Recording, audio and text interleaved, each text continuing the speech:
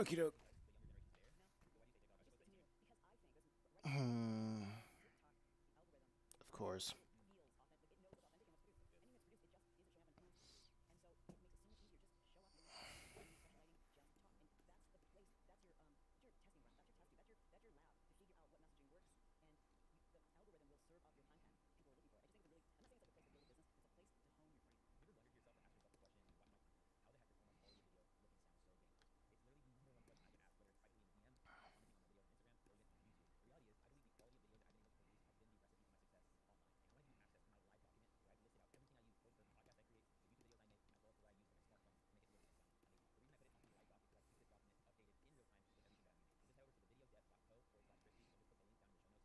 Okay, this looks fine.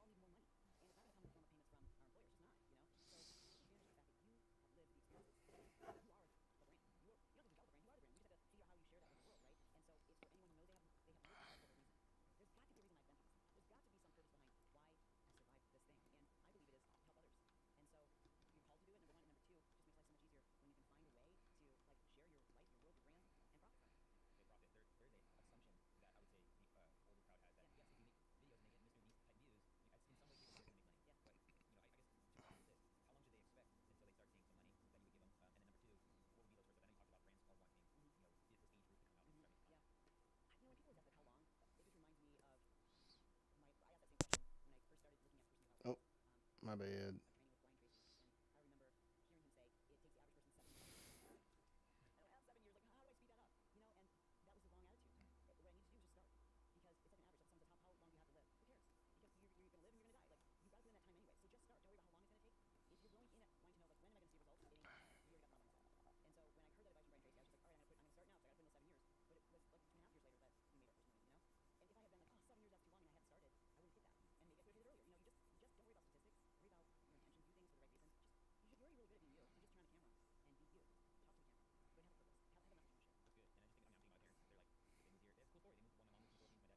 Mhm.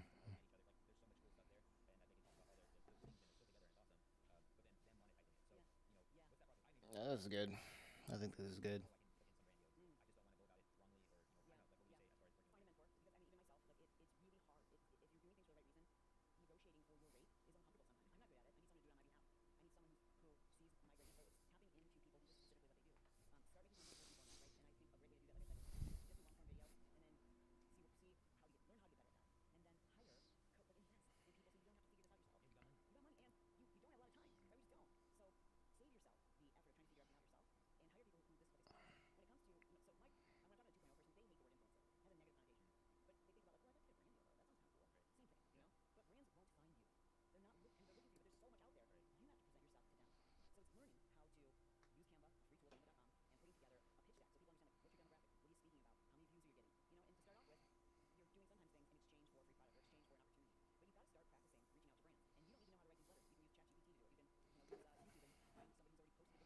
Oh, shucks.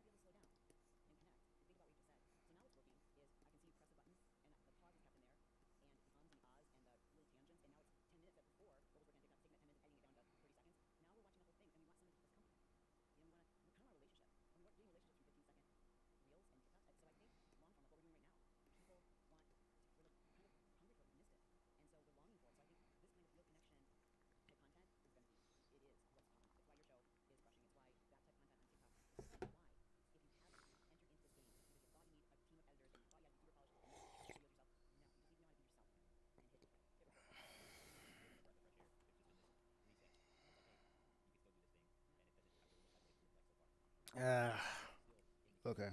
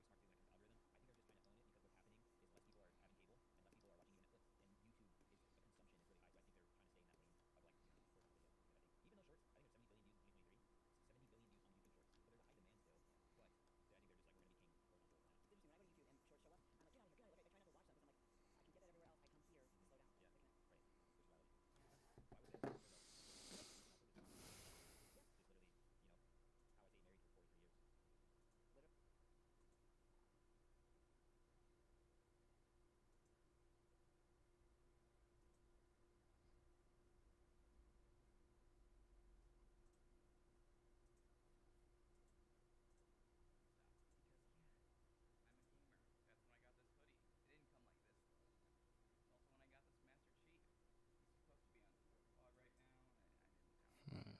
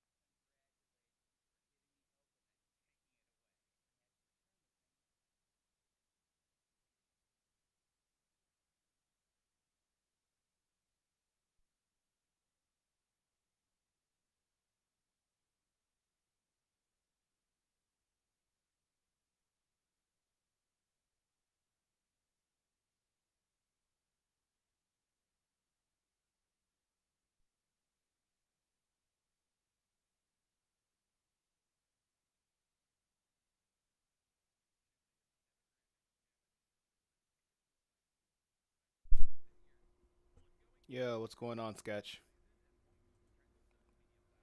Yeah, I think so. I think my mic is on. Let me check. Yeah, it should be. It's good, man. This thing is dying quick. My controller's dying quick. Let me plug it in.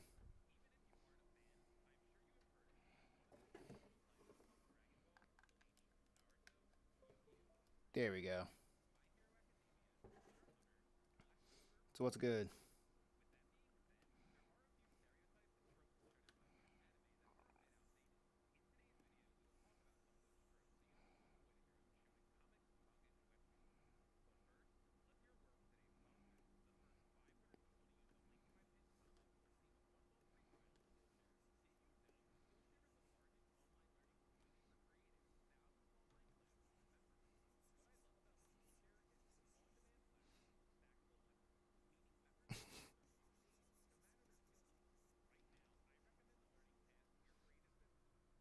Same old, same old. All right, I feel that.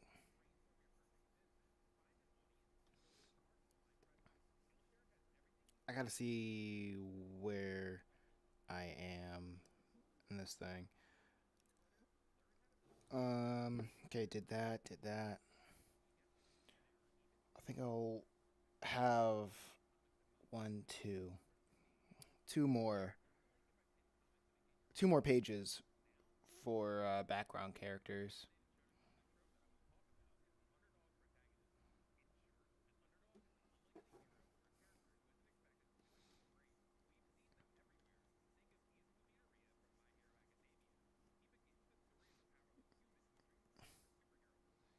Let's see, let's see.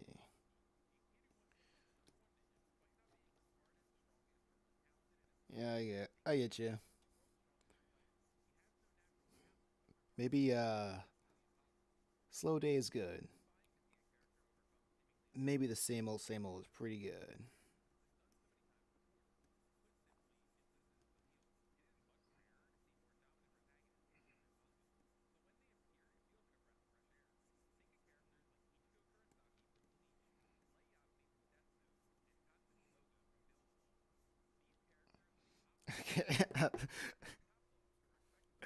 Oh my gosh.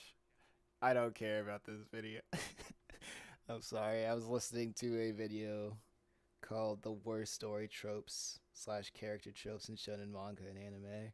And the first thing he talks about is a underdog's story, and he's like, "Oh man, this is so tired." I'm like, "All right, yeah, this is." Oh my gosh, I just disagree. I just disagree with the storytelling philosophy.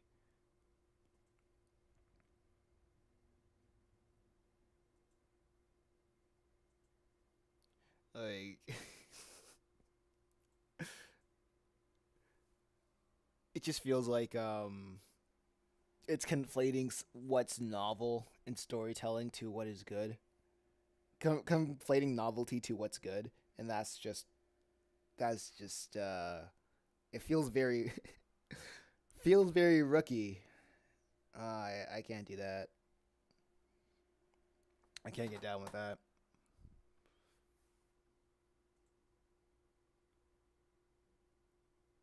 Yeah, people do love. Yeah, there's something about like trope. The reason why tropes exist is because it speaks to somewhat of a human experience that everybody has experienced or can relate to. And the what I guess it's just it takes a bad story writer or a novice to not really understand how to use it effectively with the story that they're trying to tell. So I don't know. I guess it's when I was a couple months ago. I was like talking to people who made their own like web comics on Tapaz, and it just turned into a TED talk where people were just asking me like, how do I? It was and asking me like, how do I? What was it? Make something original, and I think too many people were asking how to make something original, and it's so originality is so overrated. You're doing so much legwork just for it to not have a good payoff. It's so lame. It's like some really old timey thinking.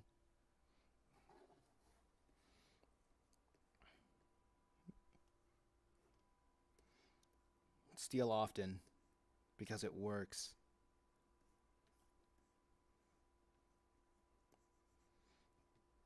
And that's what I like to hear. And as soon as everybody understands that, the sooner we can get tell better stories.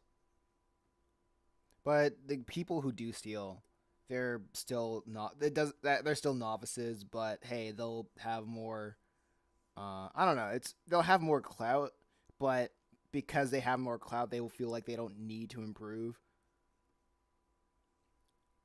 It's kind of it reminds me of what was it? Ichiro Oda when he of documentary I saw of Ichiro Oda when he came up. He was essentially a prodigy of making manga, but when he got onto Shonen Jump, his superiors essentially kept him humble Like every time he would do something, they would notice how great he was, but he would just say that he sucked to his face.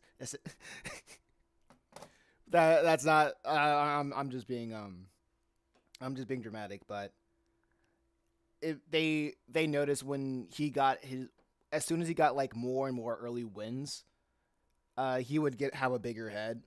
So in order to make sure that he had a stable head, they like he in order to make sure that he would have a stable head, they would just constantly humble him, and that's what is missing in today's modern society. We don't have that much mentors, many mentors. A played out trope to me would be like a classic tsundere character.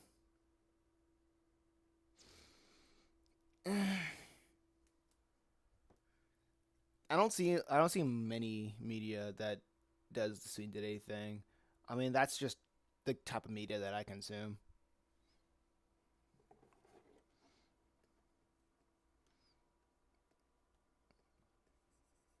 Like if someone gave me like a script and saying, "Hey, you got to make this girl a tsundere or whatever," I'd be like, "All right, here's what I'm gonna do with the tsundere character. I'm gonna make her like I'm gonna go from point A to point B of like why she's a tsundere, and that's literally a that's gonna be a plot point of how she learns she starts to use her uh words instead of being a dumb butt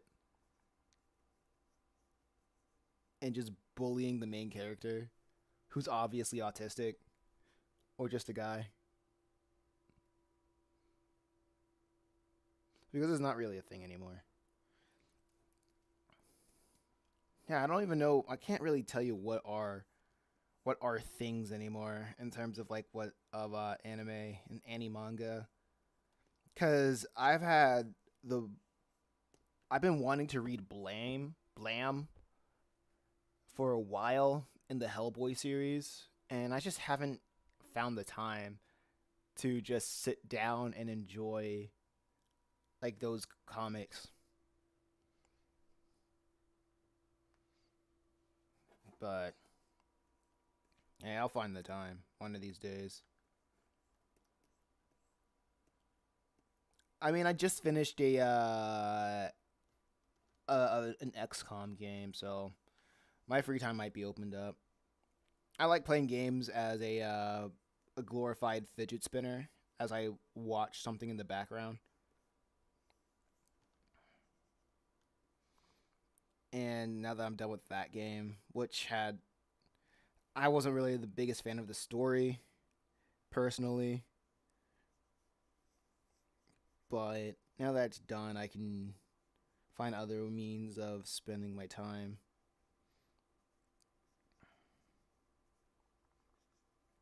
and improving the craft.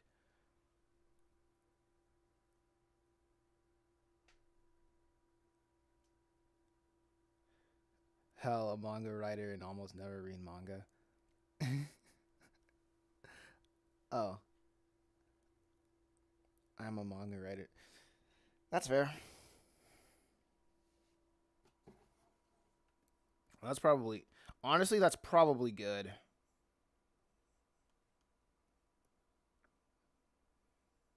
Like being a manga writer, never reading manga. I remember I was like on on a podcast or interview or whatever you call it, and I don't I don't call myself a manga artist at all. Like I used to, but I don't. I like it. My things like I don't. I'm not from Japan. My things are in Japanese. I don't. You don't see a lick of katakana in my works, and you most likely never will because that's not my culture. That's not my culture, and I don't aim to please people who that kind of demographic. And it just is what it is. Um, I don't think. Yeah, and I don't think they'll like care about whatever I have to make. But I digress. I remember I said that I don't really follow any kind of manga or standard when it comes to creating my comics. And what I wish I should have said back then was my standard, my my standard or my quality assurance is when people start complaining. I think I heard that from a video game developer, and I really love that mentality. Is because it incentivizes you to getting the job done first and foremost. And when people start complaining, that's where you improve because you can be your own worst enemy when making something, and you don't need yourself to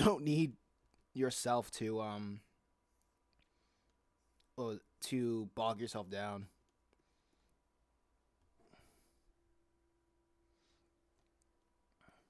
There's already too many things to get the job done, and then when you add perfectionism to it, you might as well just you might as well just quit, I guess,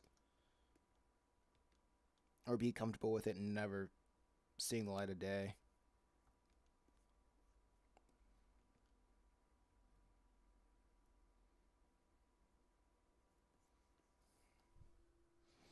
But that's mine. That's just me.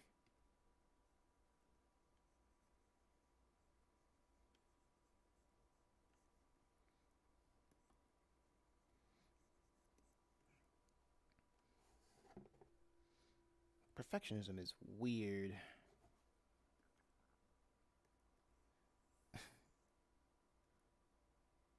Anime sure is weird.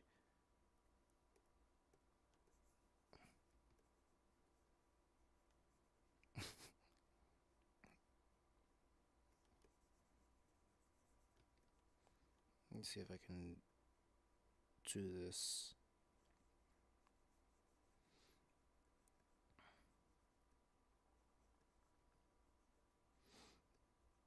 I don't know why. I think it's this was the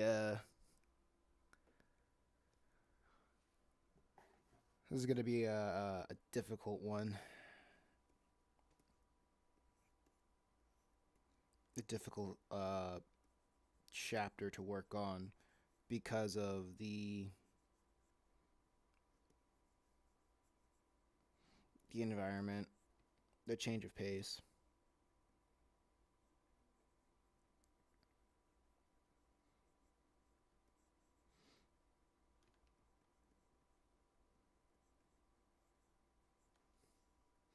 Oh yeah, and also having your quality insurance being when people start complaining is very it makes it very easy when you're just starting out.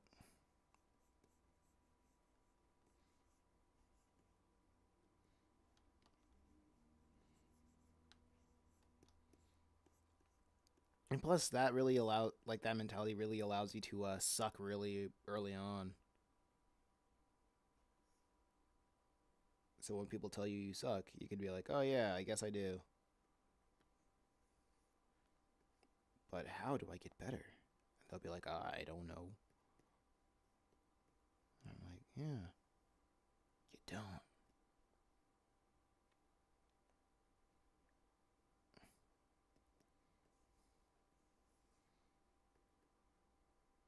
Let me move this arm up here.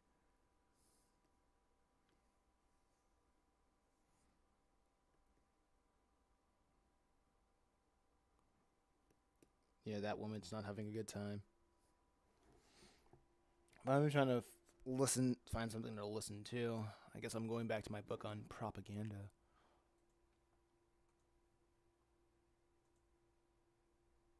I'm halfway done with it anyway.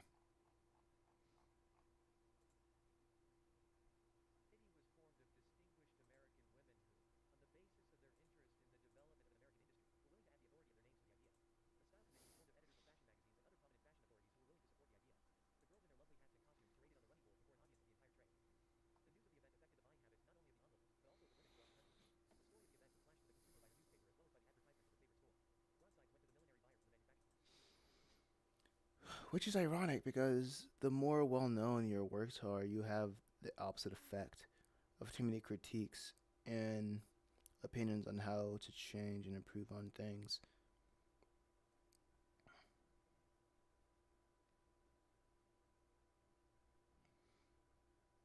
Hmm. I mean, once you know what your work is about and what you want to do, my theory is when you understand what you want to do and what your works are about and like the overall message. That's why I say theme is king when it comes to people making their stories. When people do come in and ask and provide critiques on your story, you'll be able to filter out like what will work and what won't work.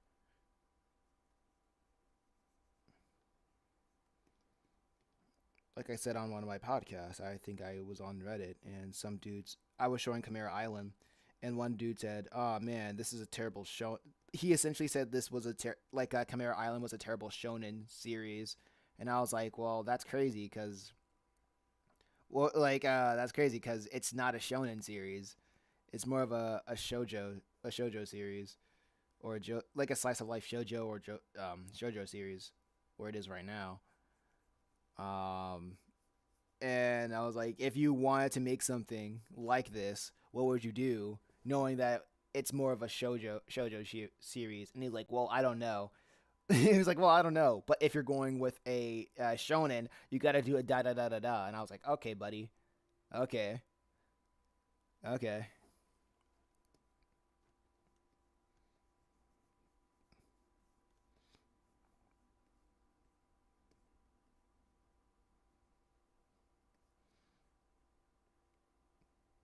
It was it was a pretty funny interaction.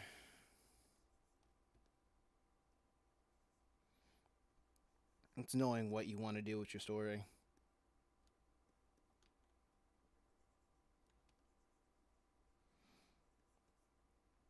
Not a lot of artists can do that. Not artist or call it. Writers can do that, but artists too, because I think the dumbest art critique anybody has ever said, well, that people continue to say, is to learn anatomy, like practice anatomy, and I'm like, are you retarded? Like, what kind of advice is that? It's like you might as well tell me to drink water. It's like, hey, are you thirsty? Have you tried drinking water? Have you tried going to sleep? Have you tried breathing air? Have you tried picking up a pen? Like, you're not helping at all. Unless they have pointers or can redline how I can improve the anatomy that fits the aesthetic of the character designs, then I'll take it seriously.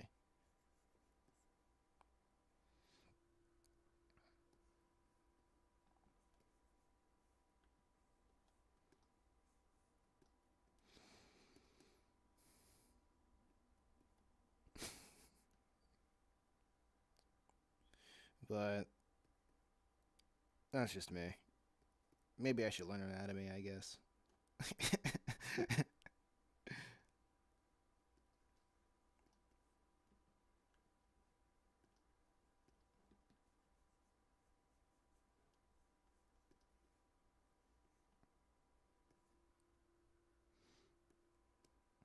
My unpopular opinion with this is people should learn how to bring life to their drawings first and then learn anatomy second,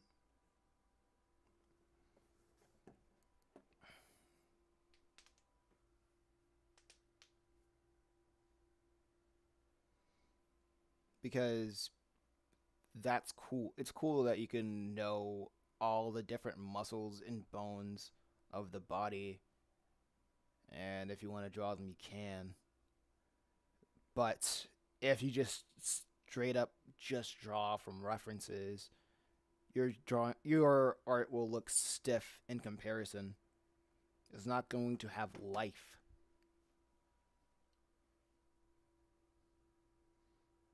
Besides, it's a comic. People are most likely going to look at the page. People are most likely going to look at the image for 10 seconds and then move on to the next one, because every book novel or whatever, it's gonna have 50 images or more. 100. No, like the first chapter of Purgatory Academy, book 3, has like 114 panels. And you think everybody's gonna anatomy check every 114 drawings of that chapter? Heck no. Like, get real, bro. Right? Come on now.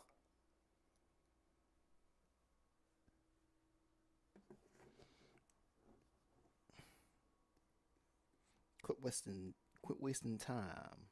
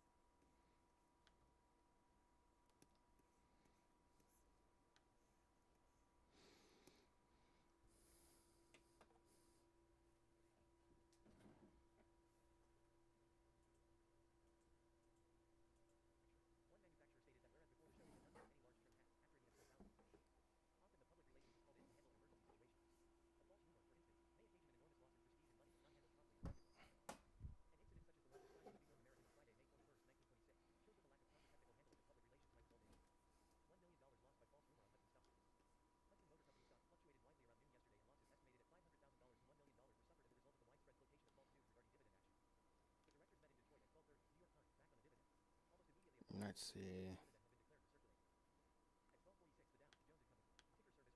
What time is it? Oh my gosh, it's 10.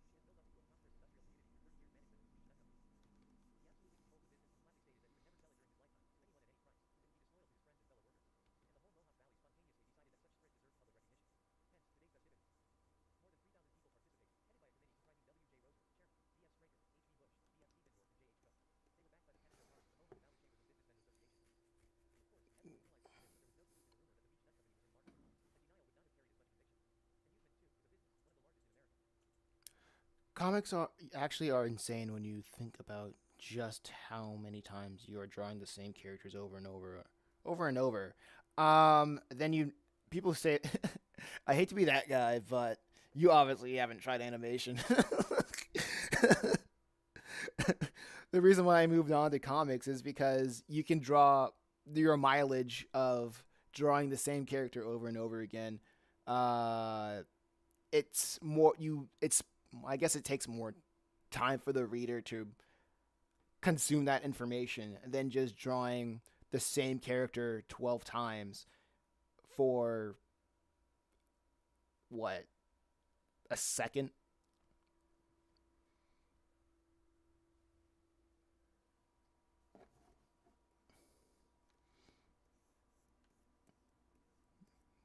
So I wasn't really.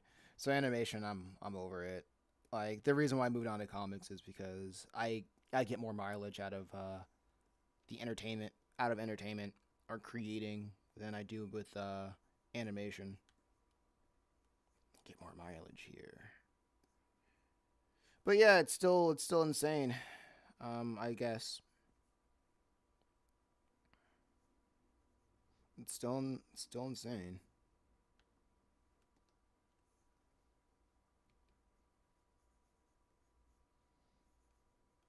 I don't get why people animate for fun.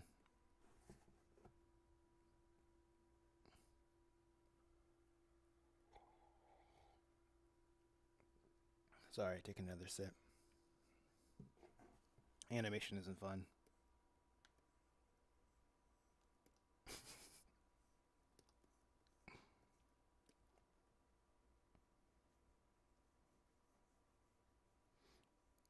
Besides, I see like some people who make animations. I'm like, you should just make a motion comic.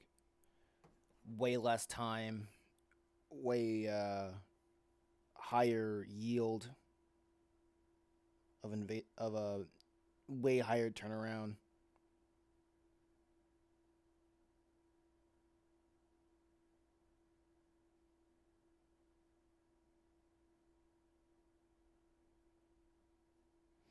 Oh my gosh, I hate Instagram.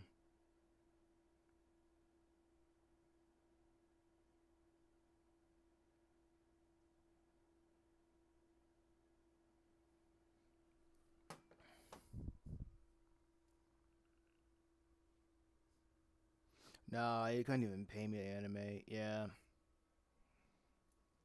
People be like, "Oh man, animation is fun." I'm like, yeah, I also love Stockholm syndrome." I love it, man.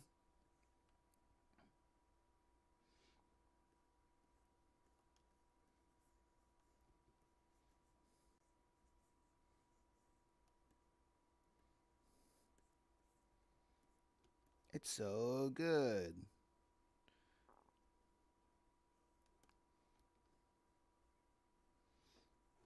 I remember I saw like a sorry, a compilation of some animation guys that I used to rock with.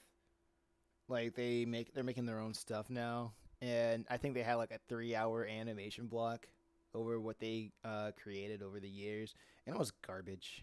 It was, I thought it was pretty terrible. The jokes were the jokes didn't hit. They didn't understand proper story structure. It was fundamentally a waste of time.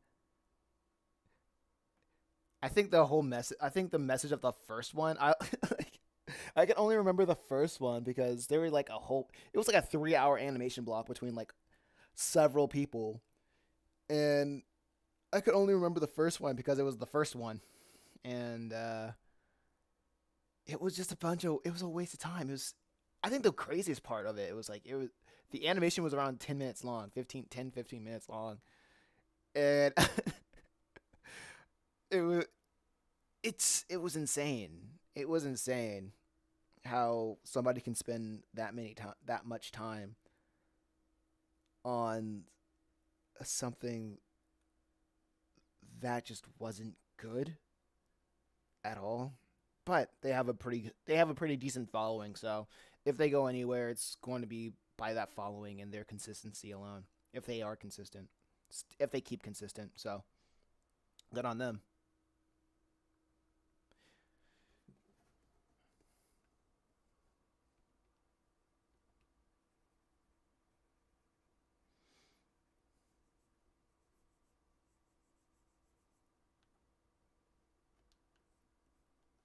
But yeah, I ain't animating no more.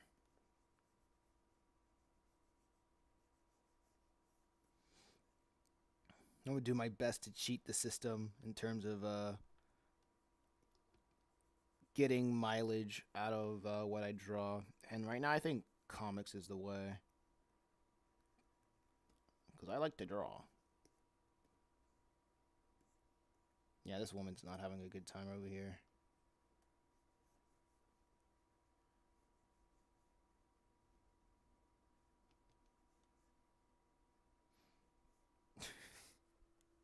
I like another unpopular opinion of me is that is also I just can't relate with people who draw for fun. That's just me. I just don't. It's hard for me to relate with people who draw for fun.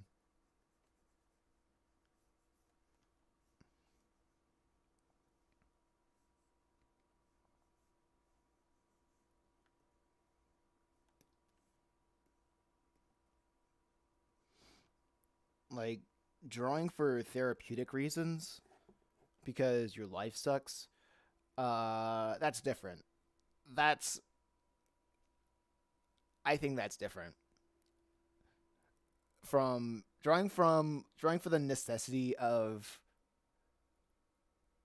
unwinding. is different from drawing for fun. Because when I hear people say they want to draw, when I see drawing for fun, it's more like drawing to waste time, to make something stupid that doesn't add any value to anything, and I can't relate to that at all.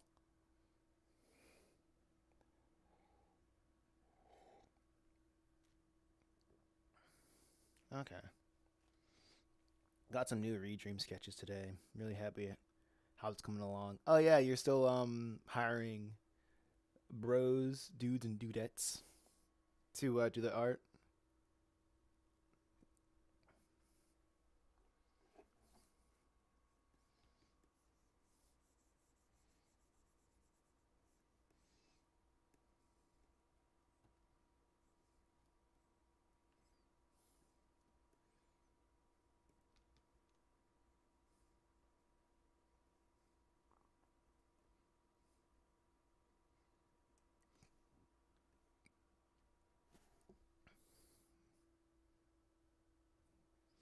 Well, a dude, yes. Nice. Getting it done. We getting it done.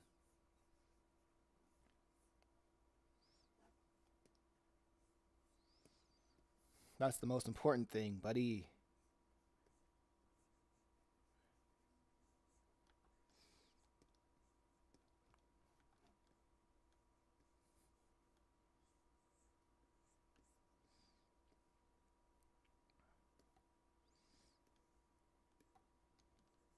Okay. I think gotta draw a little bit, just the basic details of this one. Maybe not even draw her head. She's just completely behind Metal Hero right here, so I'll just draw her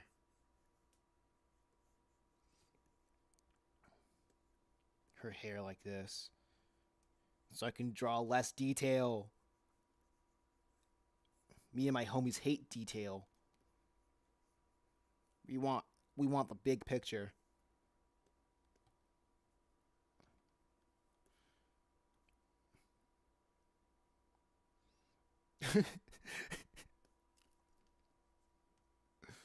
I can probably draw her legs over here dangling.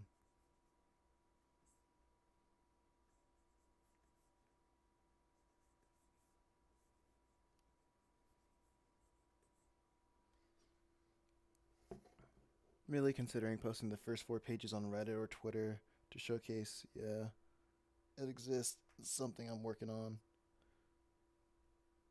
Okay. There's nothing wrong with that.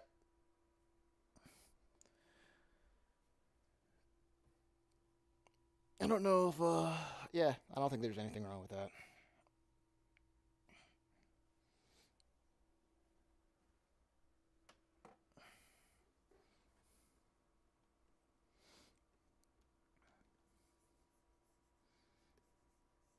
I noticed,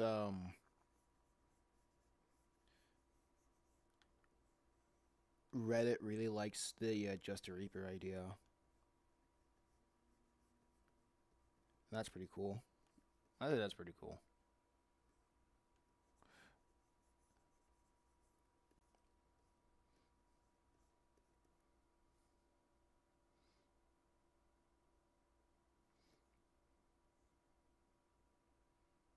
I think this is good.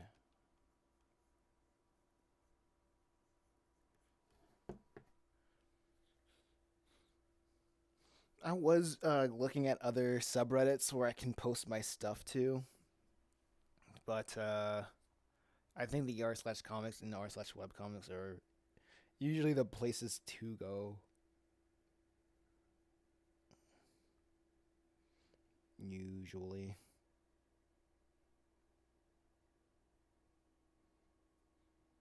Mm.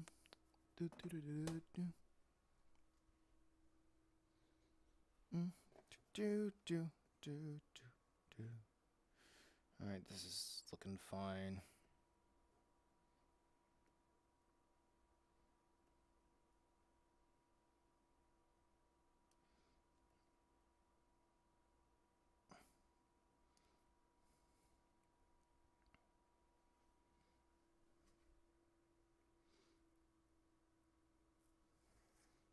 Let's see if we can turn that thing back on.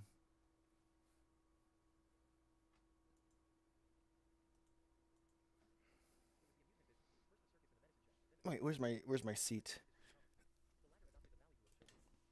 I should try to sit down a little bit, about for like 10 minutes at least. Taking a break from drawing is important.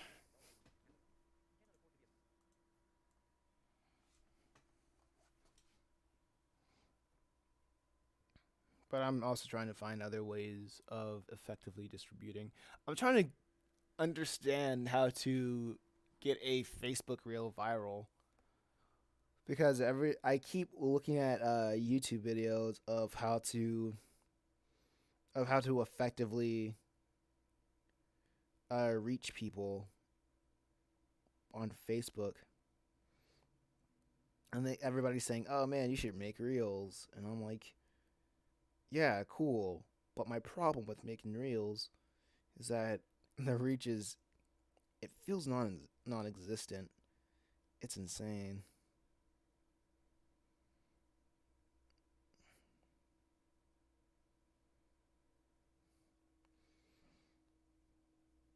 Maybe I'm missing something.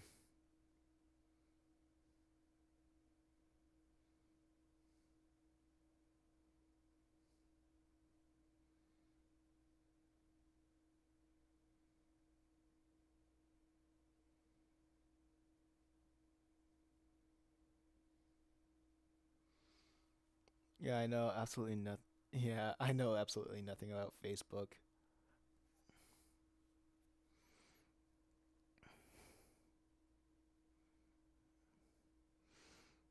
I understood the meta of getting of posting to what was it, Facebook groups. But I'm saying if I there's a more efficient way of getting my stuff being seen by people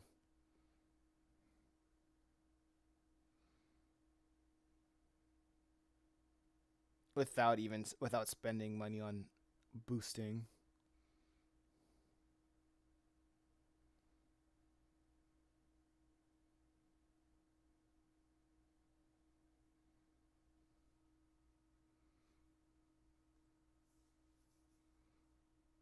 It's when it's when older people post your work to big follow groups on there, so it can help your stuff get noticed a lot. But obviously, yeah, you know that. Yeah, I've already follow what some writing groups. That's like what that's a million followers. I like groups. They are great for posting stuff. But I usually post when I have an update on a comic, and people don't really migrate over when I want them to.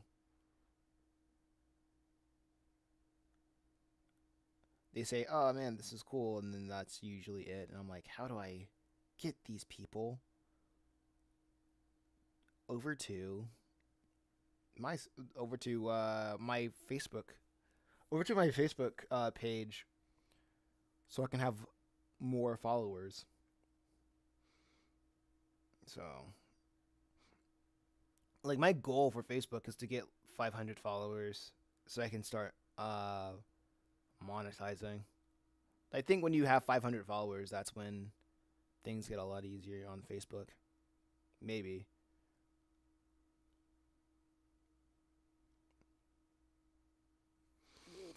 Or other large communities to repost your work, but I guess that goes for any big social media site.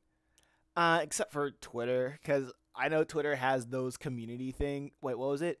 I forgot what what they called it. Twitter communities or something like that, where they try to do the forum thing, but nobody uses Twitter like that. So when you post there, it's mostly people posting AI stuff or crypto scams. Unfortunate, but as pretty funny. Okay, that's enough sitting. Time to go back to stand on business.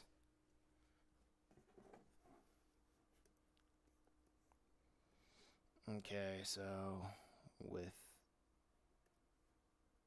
this,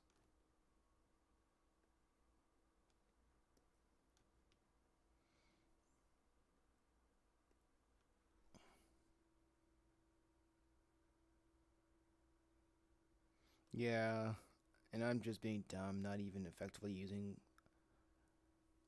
whatever following I have on there.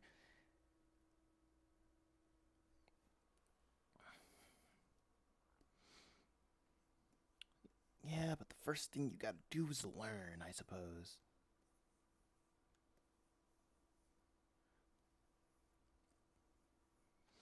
I think ever since I've learned if you can get 1,000 people to give you what $100 per year, you're making six figures.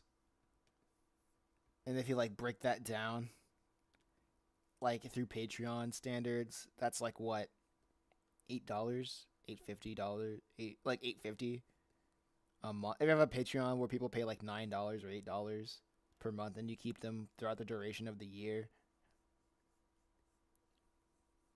and you have like 1,000 Patreon patrons, like that's a six-figure thing, which most people don't have 1,000 people. And yeah, most people don't have like 1,000 people donating to their Patreons. That's why having other sources of other products is not a bad idea. But I've been pretty lazy when it comes to that. I made a post saying I was finally going to post the holo comic pages I've been working on. Still haven't done it yet. Sounds like something you should get on.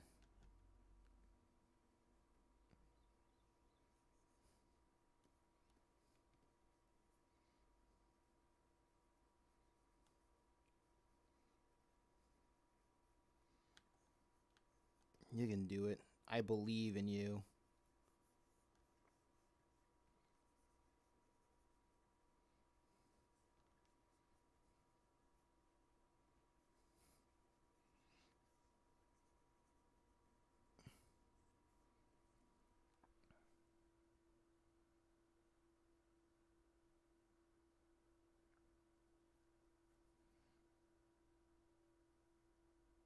Another reason why I haven't is just I don't know how to go about it.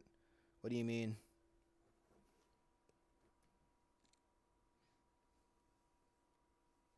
What do you mean you don't know how to go about it?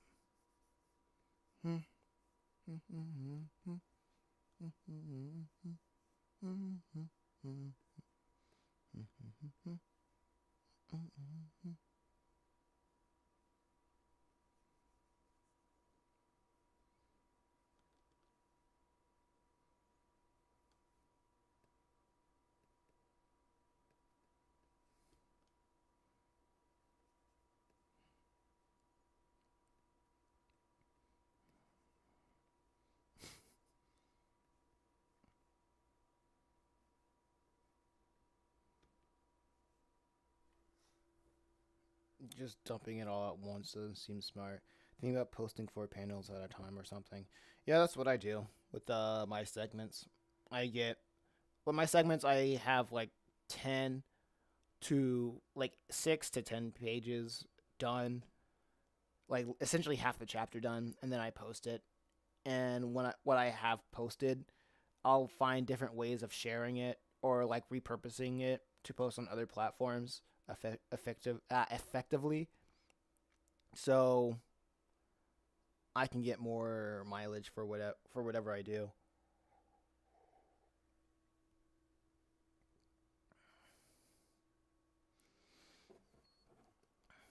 Also, investing in making long form content sounds like a pretty good idea.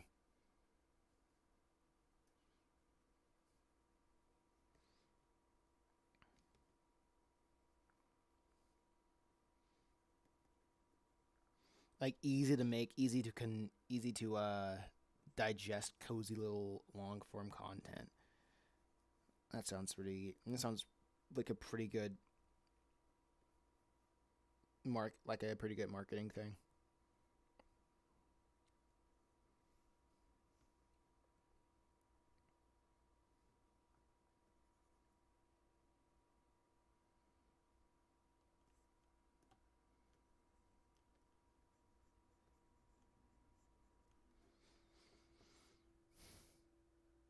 So have you posted comic pages on Reddit?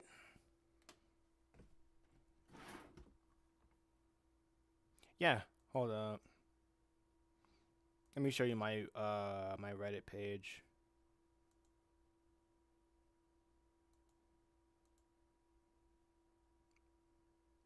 I'll just show you my. I have yeah, I'll just show you my Reddit page. I made a subreddit for all the comics that I've made, and I've also there we go. I made a subreddit for all the comics I've made, and also a separate subreddit for Just a Reaper. But I'm showing you my user page to show you how I go about sharing my comics on other subreddits.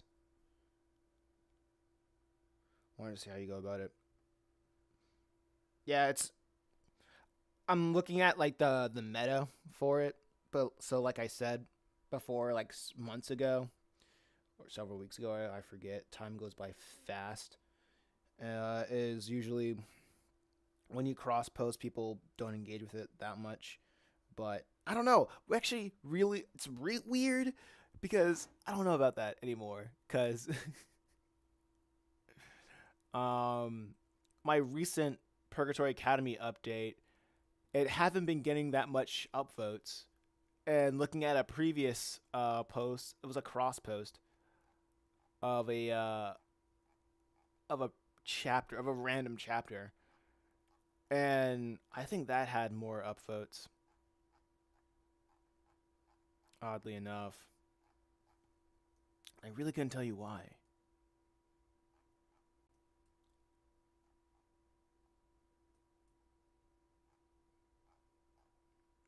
I wonder if it's saved. No, I think it probably would have seen that activity if I cross posted it.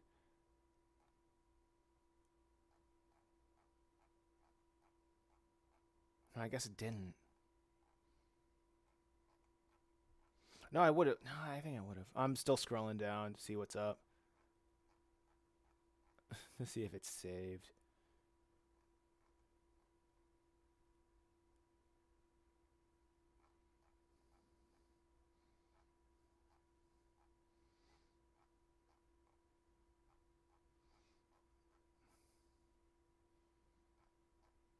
Nah, I didn't save.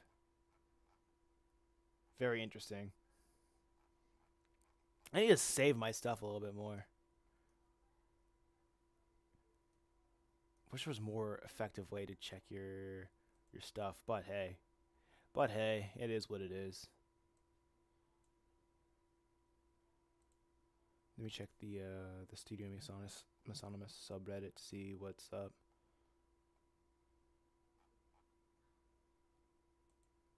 Because I saw this.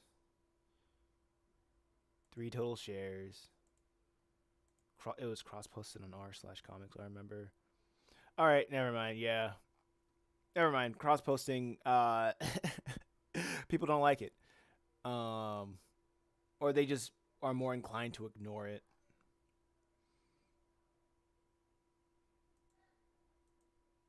Because I posted a comic natively. Yeah, people see it, but they just ignore it. That's just it. I was tripping.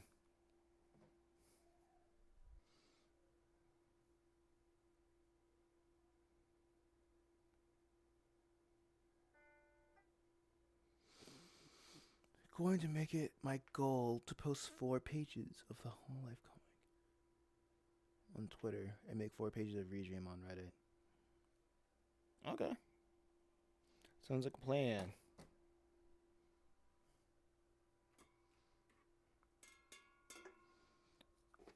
I am far from the Twitter guy. I'm trying to find ways to make I mean, I tried making the comic very accessible on Twitter, but I guess the algorithm don't want to pick it up. So I'm like, whatever. And now I'm trying a little bit. I'm attempting to get the podcast clips big on Twitter by posting the title and the thumbnail.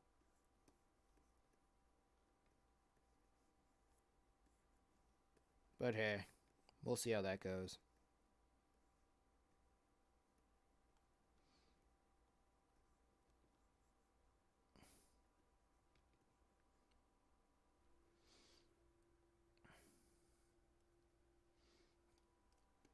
This weekend, why don't you do it now?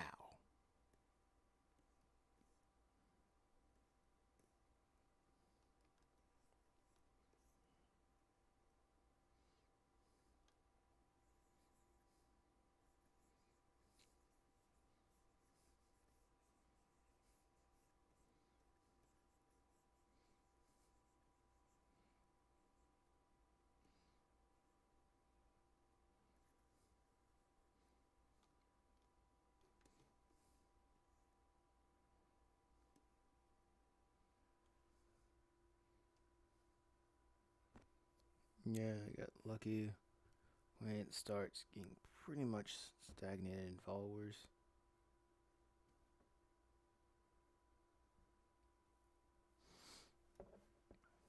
Yeah, I'm trying to figure out how to combat that. I guess I haven't done enough research. I guess I'm probably doing a lot of things too.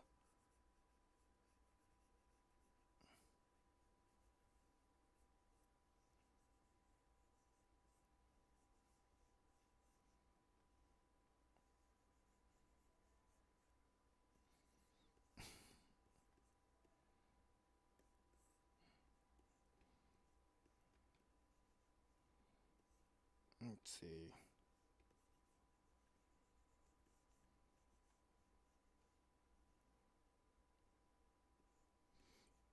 I think this is also a person.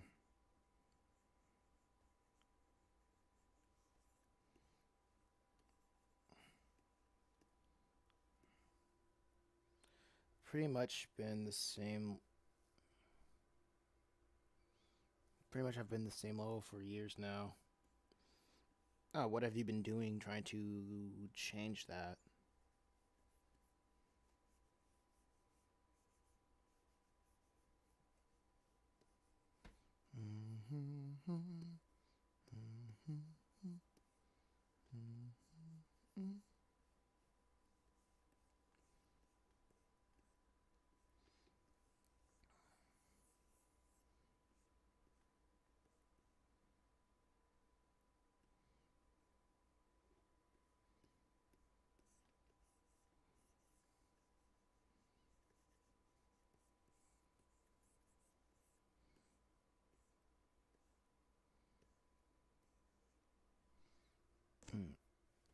My goal is to post original comic works on there and get away from all the Hololive VTuber stuff.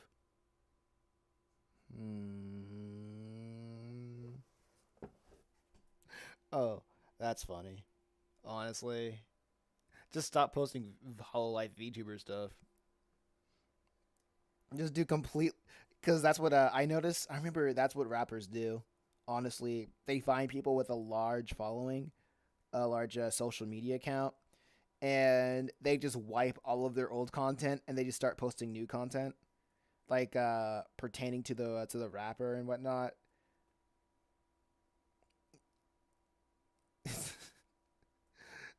But the thing is, you don't have to do like you don't have to buy a new Twitter account because you already made all the stuff.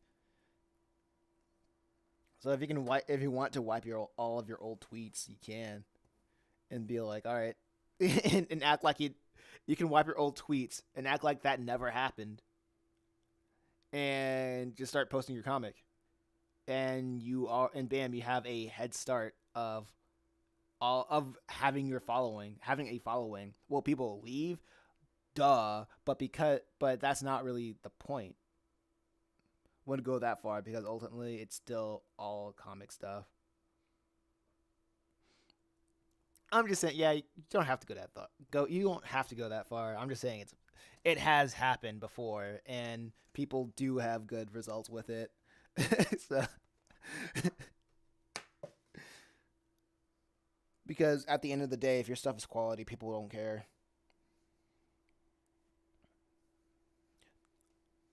They'll only care when you announce it. That's what I've learned from having my own little small community from a different from like a different career path. People don't care.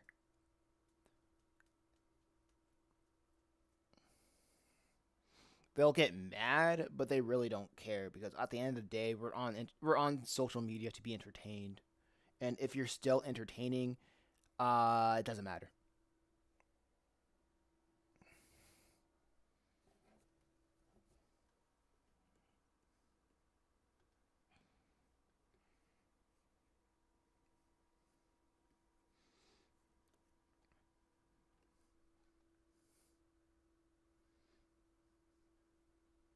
At least in my case, yeah.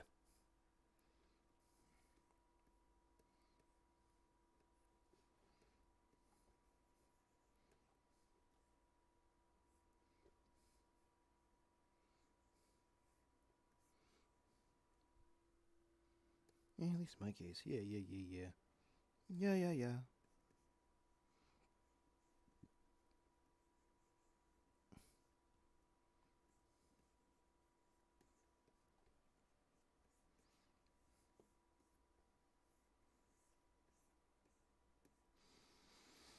I'm just saying, it's a thought. It's a thought. It's absolutely a thought that you can do. So if you like literally, if you just didn't want to post Hololive stuff anymore, you literally can do it. Change your profile pic, change your name if you want to.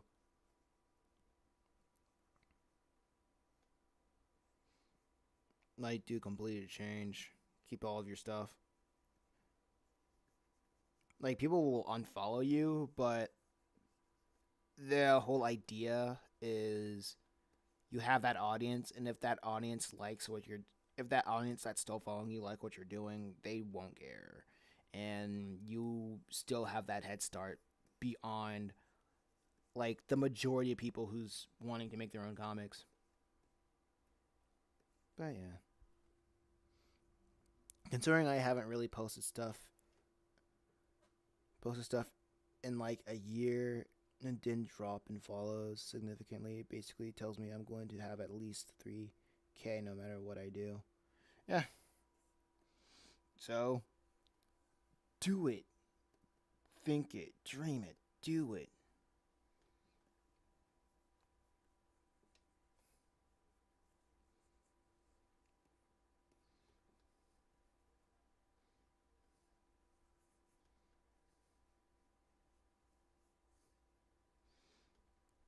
Let's see if I can get the nodes right.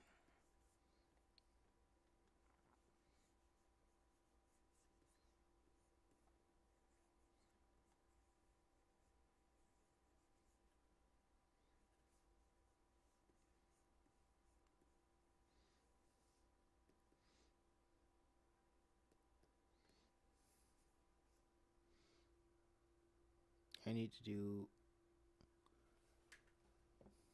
I need to do just. Wait. I need to just do it. You're right. No idea why I haven't been hesitating, to be honest. Ugh.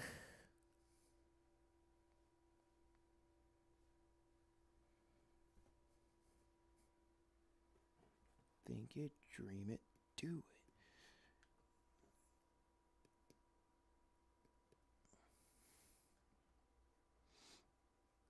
Yeah, I think one.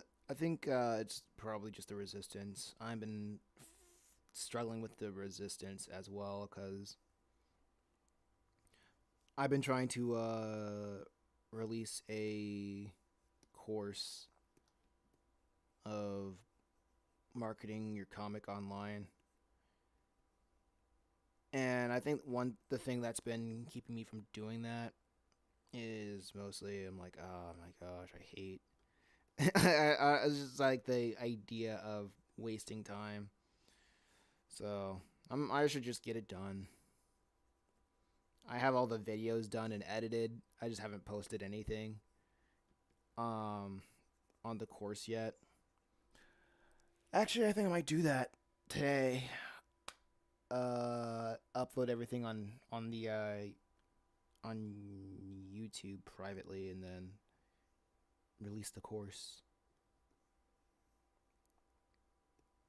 Probably have an email out to talk about it.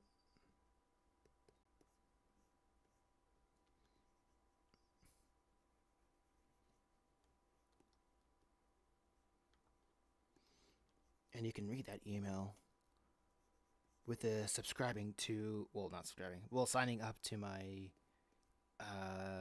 Substack below.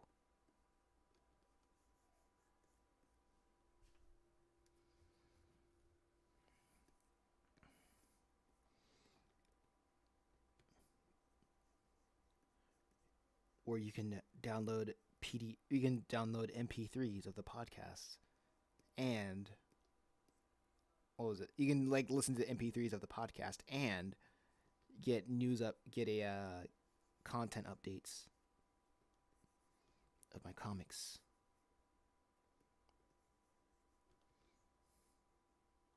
I don't know how to draw this woman.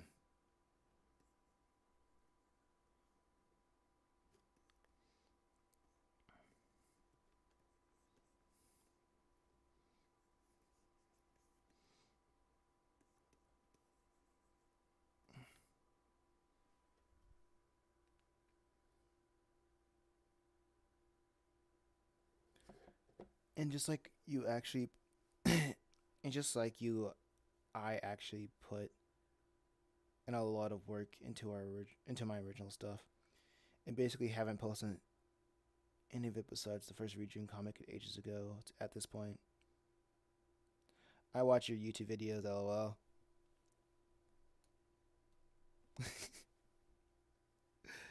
Yeah,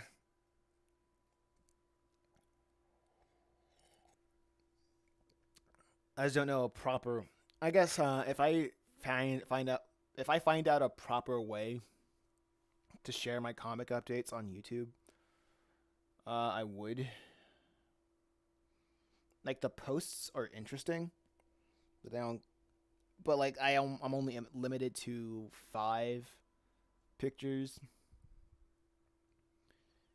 and I tried putting it up on Reels, like having like converting my webtoons, like just converting my webtoons format into an automatic scrolling video, and that doesn't do too well on YouTube. People like it, people only see the first 10 seconds of the video and they just keep scrolling. So that doesn't work. Does Reddit have an image posting limit? Yeah, 20. It's 20 images.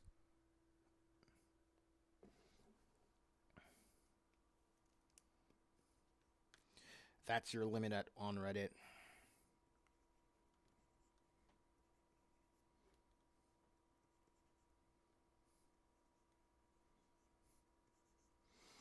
But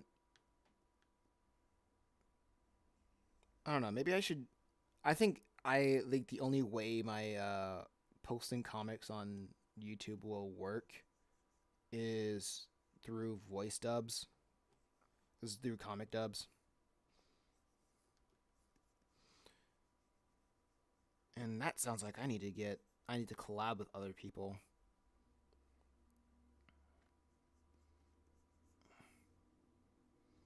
to get some voice acting done.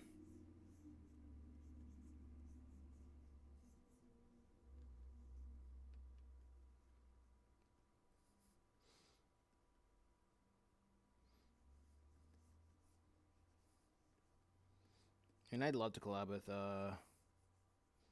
other people, but I just gotta find the time to do it. All right, nice to know. Yeah, it is nice to know.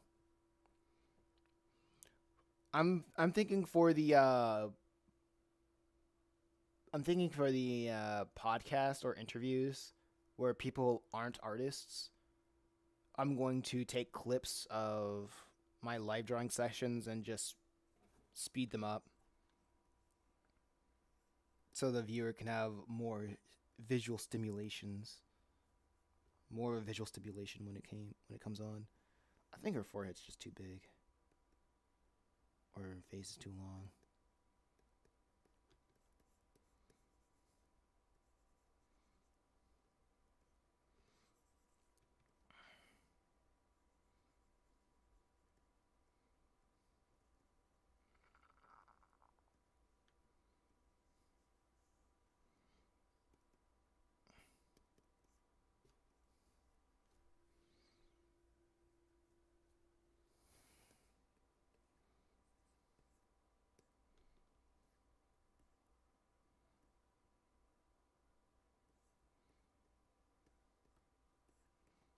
Okay, this is fine. Just drawing random people doing the hugging, consoling or whatever.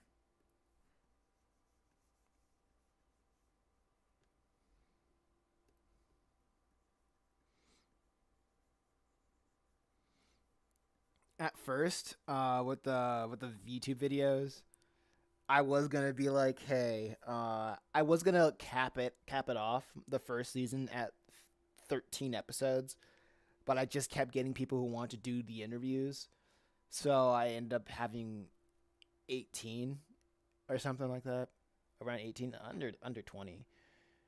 And I was like, okay, this is very fairly easy. And the main reason why I still went through with it is because of I felt obligated to finish them because another person was involved. And after I had that finished, I was like, you know what? It's pretty easy to make clips out of these. So I did. And I don't know what to say after that. Like the clips are pretty easy to make.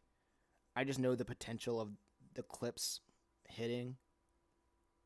I just know the potential of like the clips like going viral is much more likely than the hour-long interviews. And plus that it gives me more content to upload on the channel, even though I'm looking at the analytics. People are still looking at the long form content the same length as the short form content. So I'm like, yeah, whatever. So and after uploading like what 20 shorts, 20 short clips, um, someone gave me the idea of just advertising my comics within like within a minute long of the short form clips. So I'm gonna do that. I'm gonna make 20 more clips. I'm gonna make 20 more clips, but I'm probably gonna space them out like one clip a day. Because I think 20 short form clips is a good enough backlog for if somebody sees a clip that does hit, they'll have a good backlog of other clips, like 3 hours worth of clips to look at with the playlist.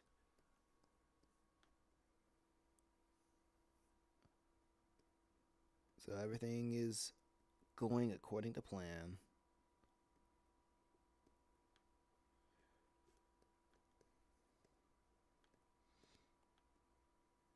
I think your head's too big.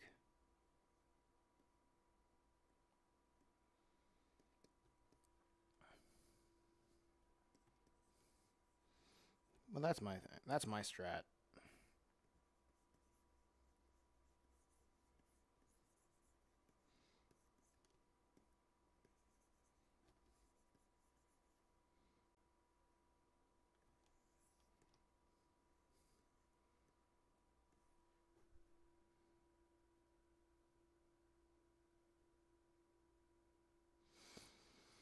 People these days really love the short term content. You know what's crazy? I've been getting the most views on my clips from TikTok, like the 10-minute clips. Like I've been getting like what over 500 views on like 10-minute clips on TikTok. And I'm like, this is strange.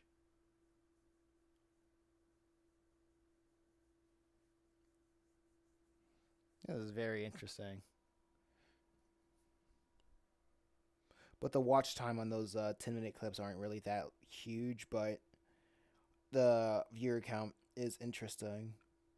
And plus, I don't even. And plus, people don't even like, not like, but they don't even follow me on TikTok. They just see the content. They just like move on to the next thing. They don't even like to see more. So I don't know what to do with that yet.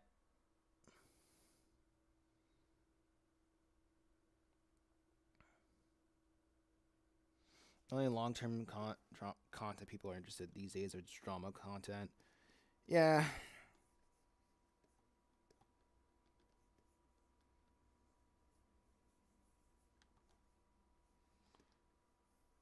What is with people in drama?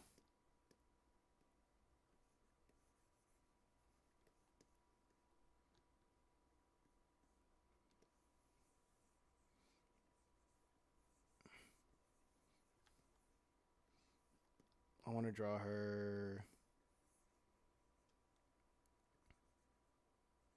face buried and this person's shoulder.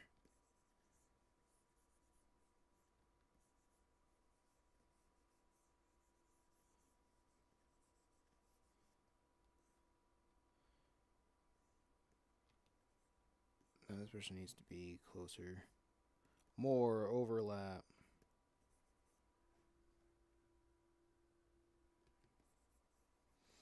This shoulder should be like around over here.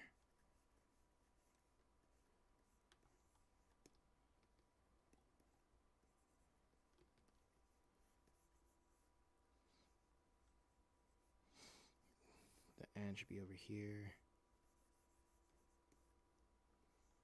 And the second arm doesn't really need to be seen, but I can do the other arm. Other hand can be over here.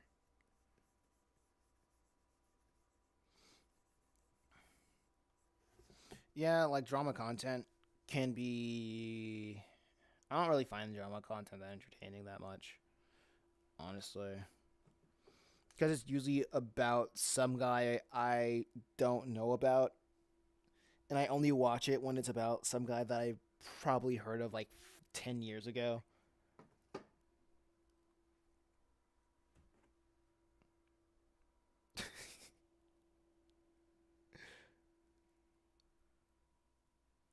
And usually I hate watching a lot. The more like it's a two-sided coin of like why I hate drama content. One side of the coin is, well, not one. The first reason why I don't like watching drama content is because I usually don't know the person they're talking about. And the second reason I don't like watching drama content is like usually I would see people when they're talking about their subject, they're like, "Oh, they did this bad thing," but not me though. I'm a good like any good person would not do that. And I'm like, oh, all right, sure, sure, guy, all right, man. They like find a. It's a weird thing of elevating the commentator elevating themselves while putting somebody else down in the process, and it's so lame to me.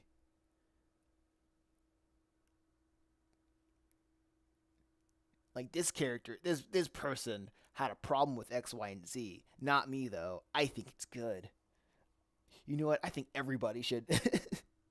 I think everybody should think what the opposite of what this person thinks. And I'm like, you're so cool. You're so good, man. You're probably Jesus incarnate. That's amazing.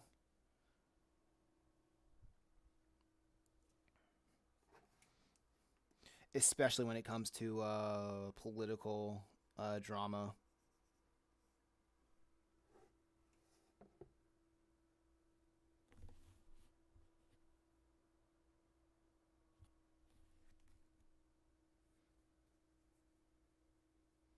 Cat Williams did a recent podcast that was like 2.5 hours long, basically talking crap about other comedians, and he got like 40 million views in a week.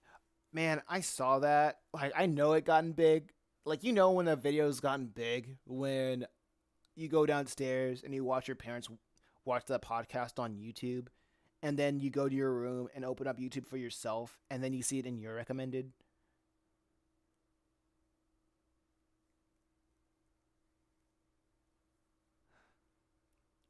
Like that's all I can say about that. For real.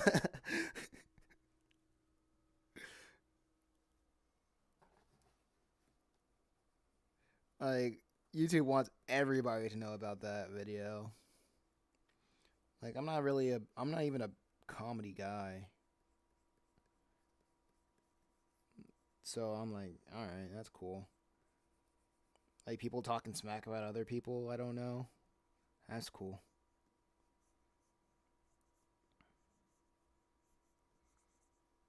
But hey, that guy who did that podcast, he's killing it in the YouTube game shit. So sorry, good on him.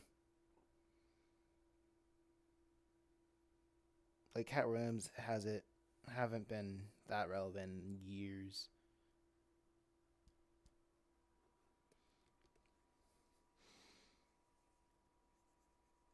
I get it. It's drama's a really weird thing.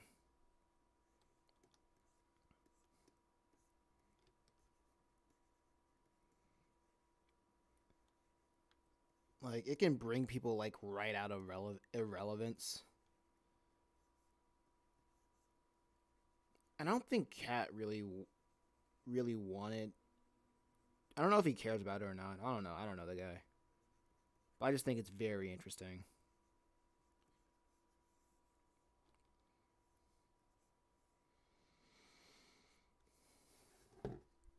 But observing,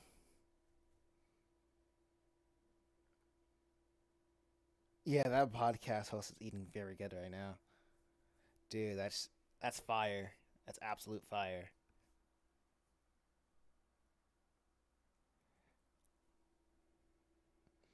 Oh yeah, friggin' I talked to when I was at the Comic Con. The last day of the Comic Con. That reminds me. I talked to the voice actors of Phineas and Ferb and Carl from Aqua Teen Hunger Force and MC Chris and the voice actors of Phineas and Ferb, as well as the voice actor of Beerus. I had a little mini podcast with them, but it wasn't recorded. I just asked them questions, and that was fun.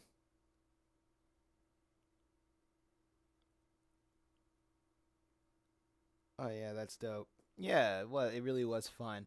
I mean, I guess it kind of helped because I don't know voice actors that well. You're good. So I don't know. I don't know. I don't think I can. I don't think I get starstruck at all. But it's kind of funny. It's kind of funny how I'm like, oh yeah, I just go up. Oh yeah, and I also talk to the voice of Frylock. He was really cool.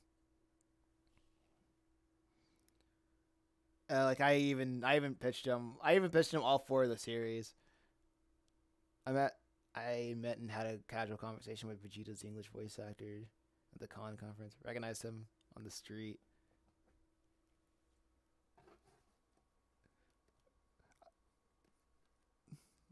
You went up to him and you were like, "Do the roar, do the thing." I'm sure every voice actor loves that.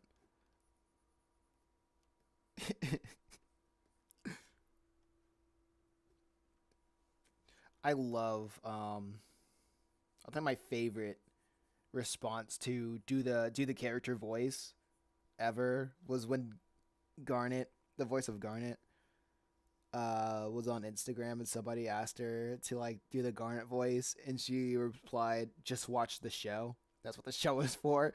And I was like, "All right, that's real. I like that. I like that response." If you want to hear my voice, just watch the show.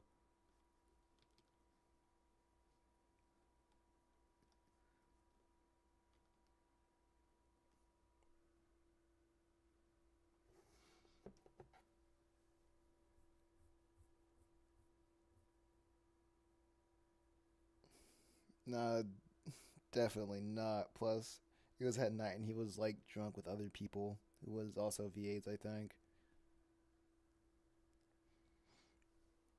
Yeah, that's freaking nuts.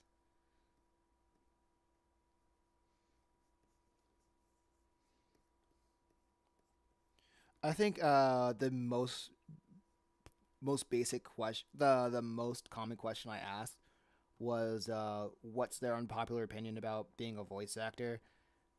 And I think the most common answer I got with that was it's not for everybody. They're really tired of hearing people say like, "Oh, you can do it. Anybody can do X, Y, and Z," and they're like, "No, you can't."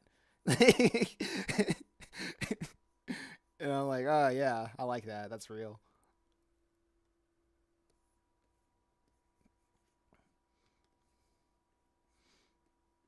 And how a lot of them got to start in musical theater.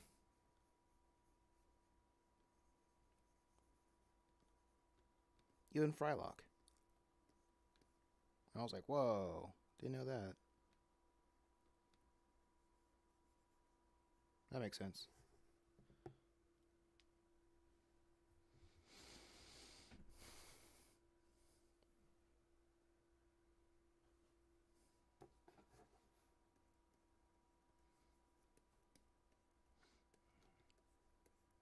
I think I like hearing more people say, "No, you're not cut out for this."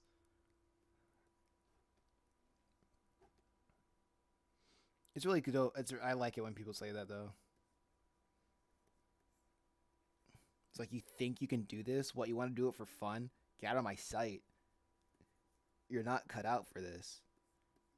You're not one of us. You're not part of gang. And I'm like, yeah, that's cool. That's awesome.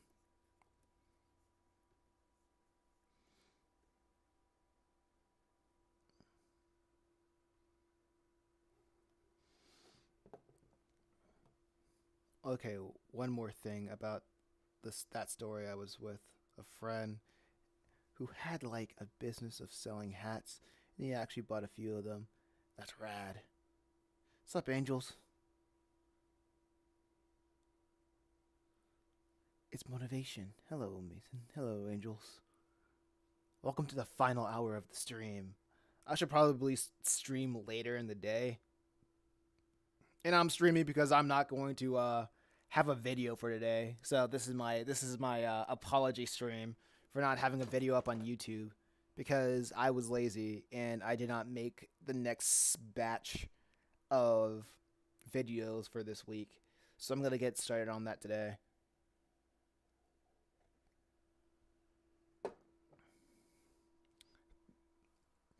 I was gonna do it I was gonna do it. What was it?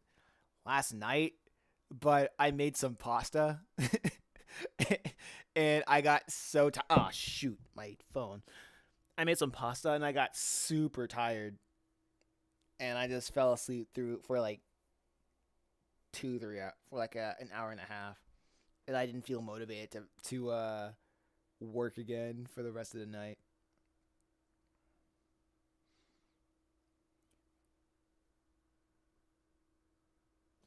I'm at work, lol. But tomorrow I'm off. Nice. Voice acting is definitely an underappreciated art form, at least in America. This is America. Oh no, that's for real. I can understand that. You could have been a Jill sandwich. That's what I think. Like old PS PlayStation dubs.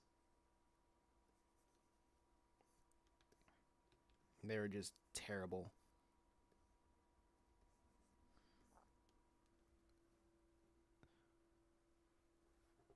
VAs are actually like celebrities.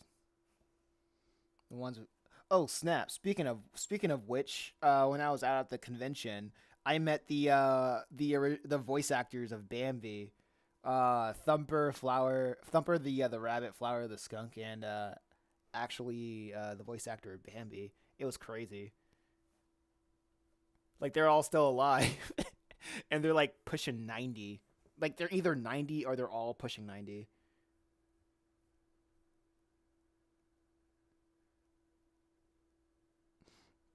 And like that was insane. Oh yeah, and Tinkerbell. I didn't talk to Tinkerbell yet. They had to be old. Yeah, yeah. I think the voice actor of Bambi, he actually served in the World War. I think he served in World War II or something. I don't know. He served in the military. He's a general. That was funny. That was interesting. I was half paying attention because I pay more attention when I'm like talking to people face to face, but when it's like in a conference setting, I'm prone to tune out a lot more. And also, I showed up like 30 minutes late, but I know he served in the military, and that was interesting. I know the voice actor of Thumper. He went into real estate after like for his adult life, and Flower the skunk. He was into he was a doctor of medicine, and none of them really understood the impact of uh none of them really understood the impact of what was it, their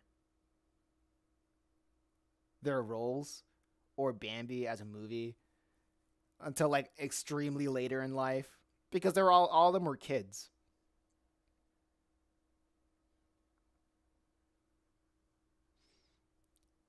and they barely like all of them were kids, and I thought that was pretty funny. That was pretty interesting. Very interesting.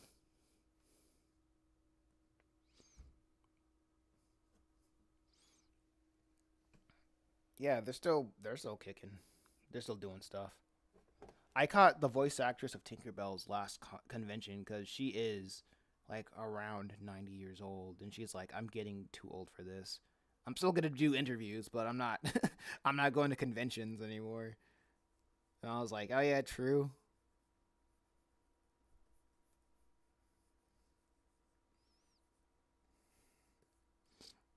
Like these people have seen the world change so freaking much.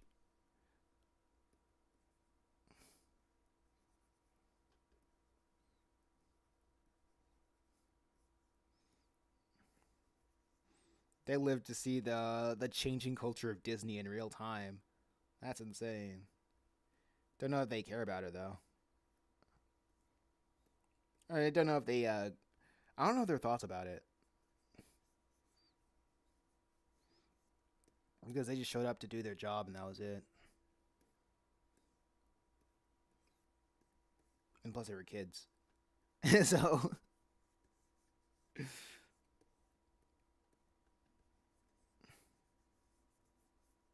oh, the joys of child labor laws or something. I don't know.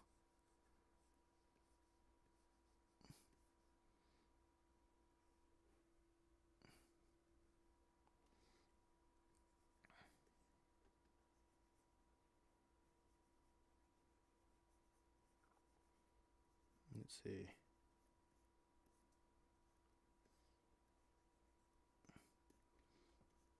I think her arm should be a little bit smaller.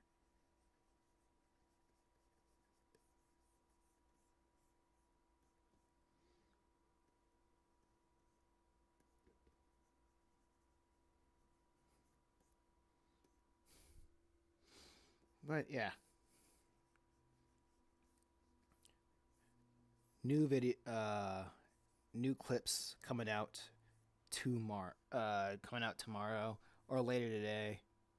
We'll see how it is. And tomorrow I'm probably gonna make more clips.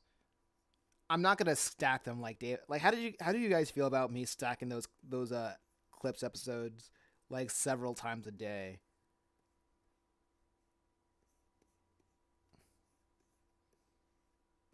Was it annoying?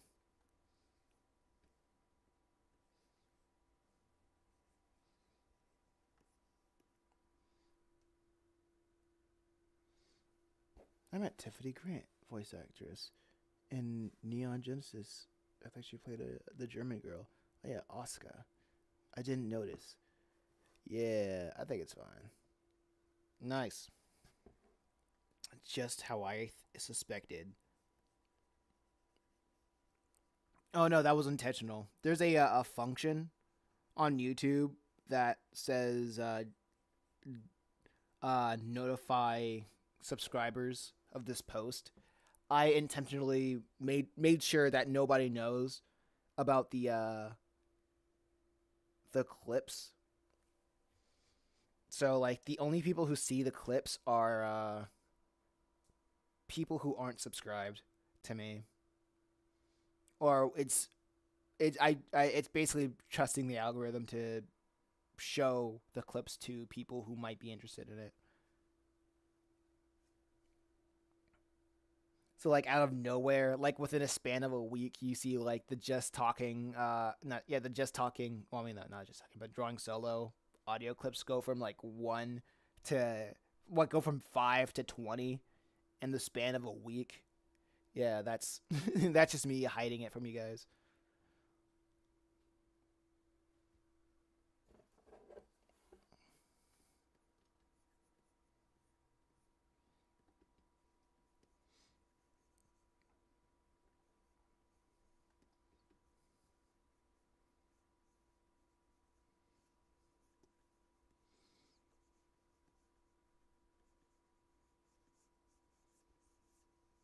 But I might go back to posting several times a day. But I'm only gonna do it when I have a several episodes done.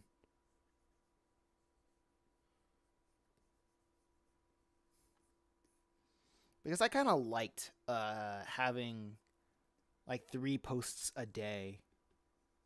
That felt cool to me.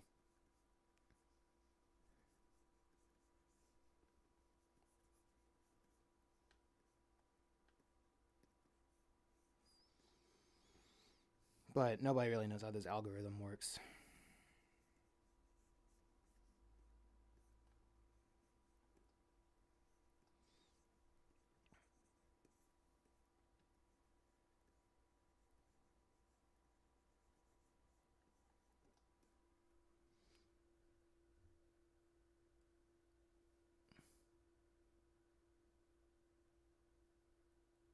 I'm uploading this video this week.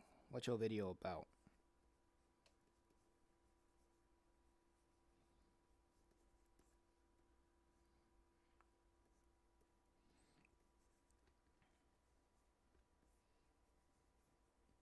Yeah, he's wearing a long sleeve shirt. Don't really want to draw anything too crazy with this guy.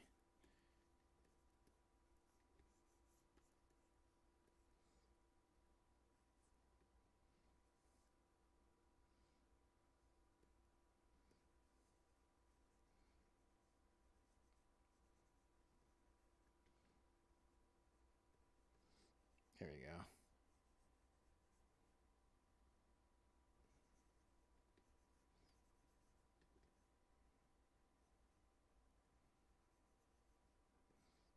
I'm just drawing the folds of this shirt.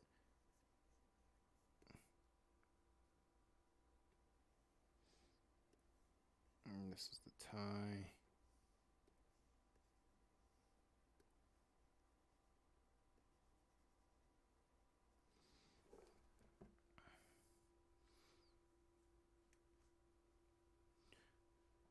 Not sure yet how to approach this, but maybe drawing manga panels. Oh yeah, that sounds cool. Sounds like a plan.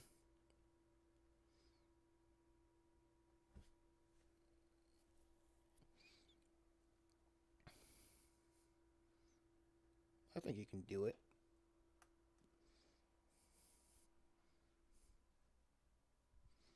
Now let's see. Man, doing this is taking longer than I expected.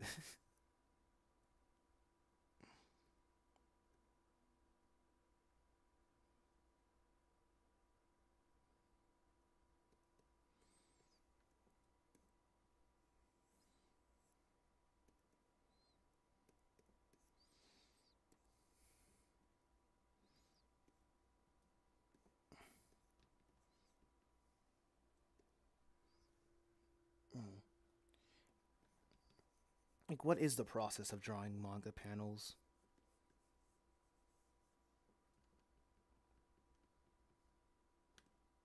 And this size of head feels right.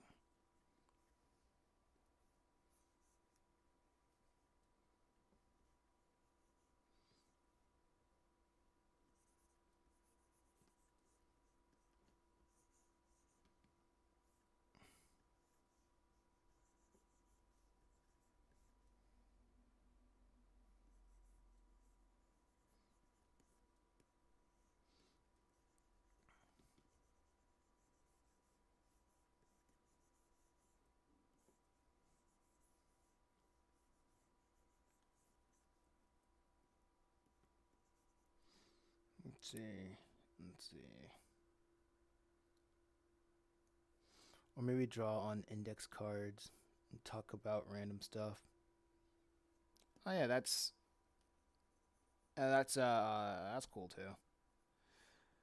I think the key right now, the meta probably is to make to make easy long form content that will elevate and promote your the main thing that you want to do. Like what I'm doing with the podcast. It's a long form. It's something that I can like easily make and easily promote with.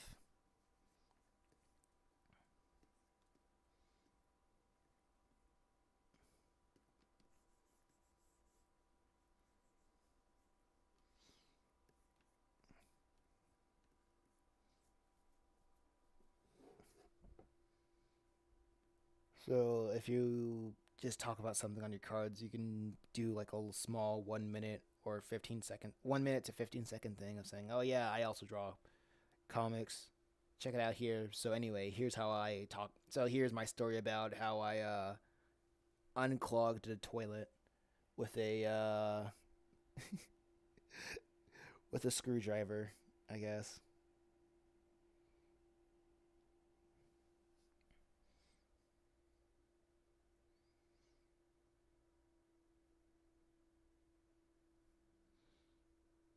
And make sure you look at the analytics. Mostly put it within the first 3 minutes of your video because that's where the majority of people are just going to like fall off. Unless you're like really, yeah, the first 3 minutes, the first minute or so, because that's when people usually fall off, and that's where I'm planning to put my stuff. Planning to put like my commercial.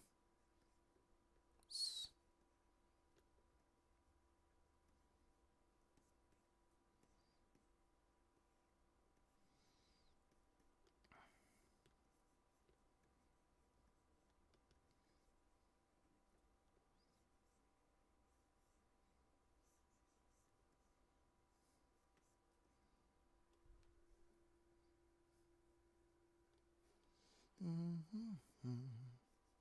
Okay, 30 more minutes. Well, 24 more minutes.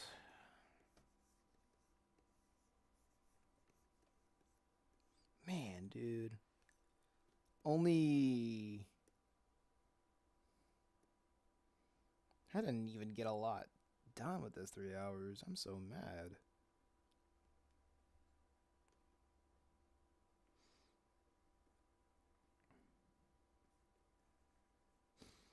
What it is, how it is.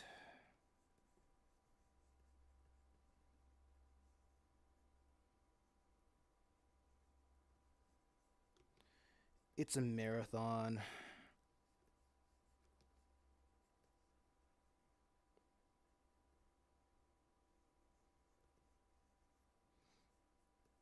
Plus, I should give myself like a probably like a 4 day grace period. What day is it? Wednesday.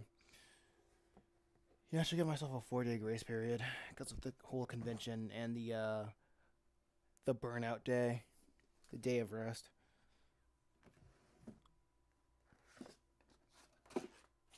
So, time flies when you're having fun. So I started this segment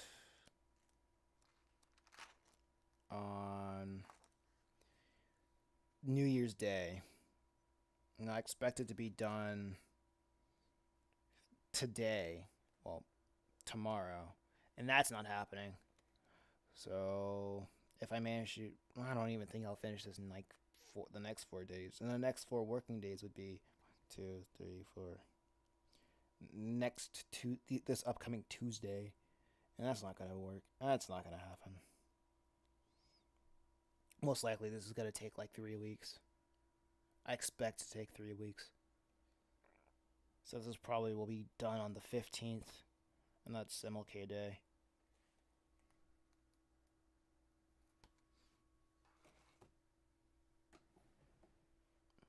But hey, that's an upload for this month. And if I play my cards right, if I play my cards right, I can probably finish the Chimera Island one pretty soon because that's like 6 pages. And the Chimera Island style is pretty simple.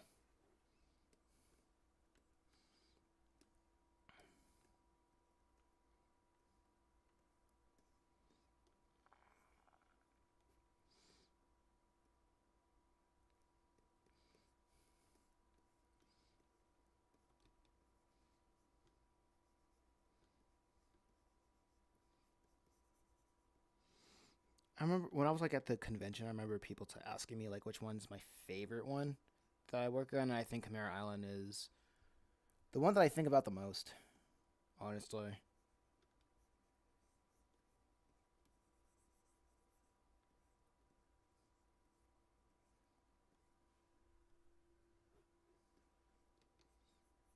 I think it's because I just have so many things I want to say with it that I can't with every series I have something to say that I can't really do. Hmm. Well, actually, no, I don't really know about that.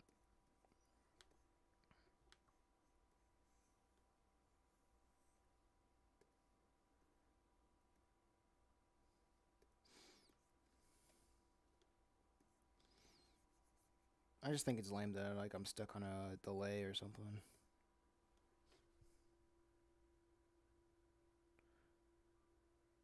I like the panel that you're working on. Thank you.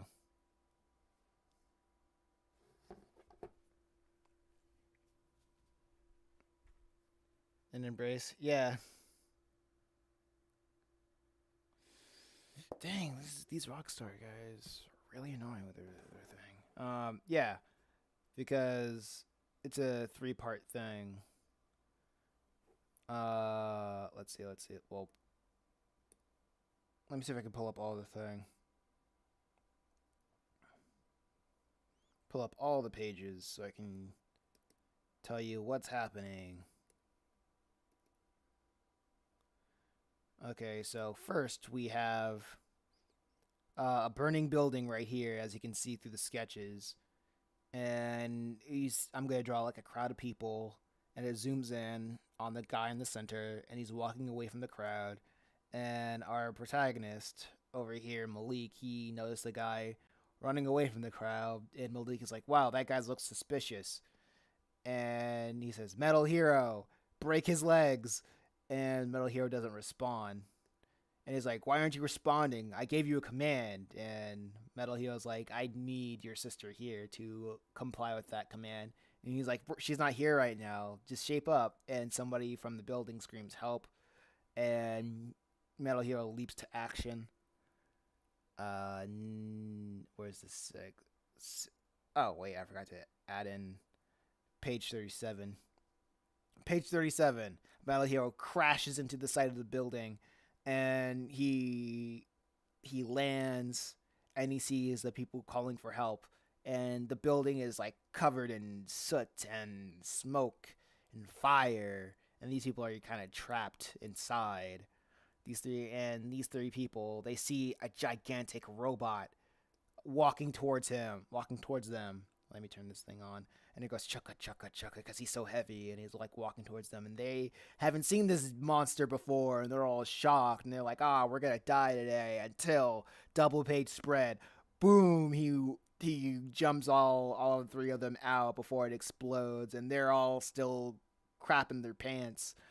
And he settles them down as he lands on the floor, and everybody goes over to the people, and like the people who are saved, they run over to the crowd, they hug people, they hug their coworkers, and one of the guys come over to Metal Hero, and he says, "Who are you?" Metal Hero doesn't respond, but Malik says, "Yo, let's go."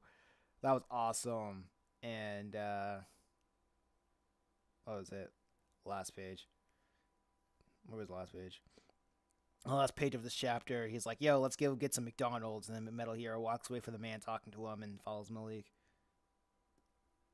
And that's the end of this chapter.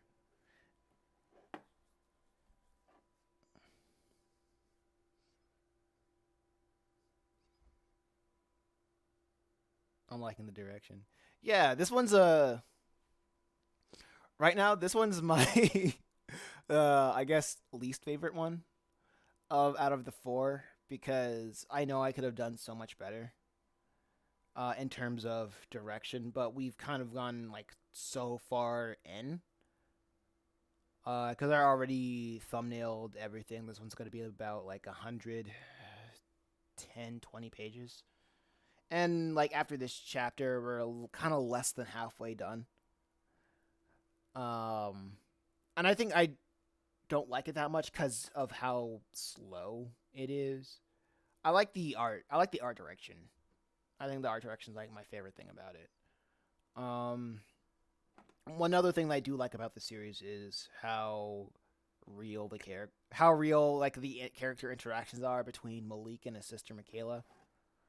And I give major props to um, my co-writer, uh, my co-writer Matt, because like we both draw from our experiences of being having an older sister, and like I don't think they were ever rough. Like my older sister was never rough with me, like pulling my hair when I was not really paying attention to her. But I know Matt's been pulling a lot from his childhood, and I noticed it was more like therapeutic for him to have that outlet of his family dynamic.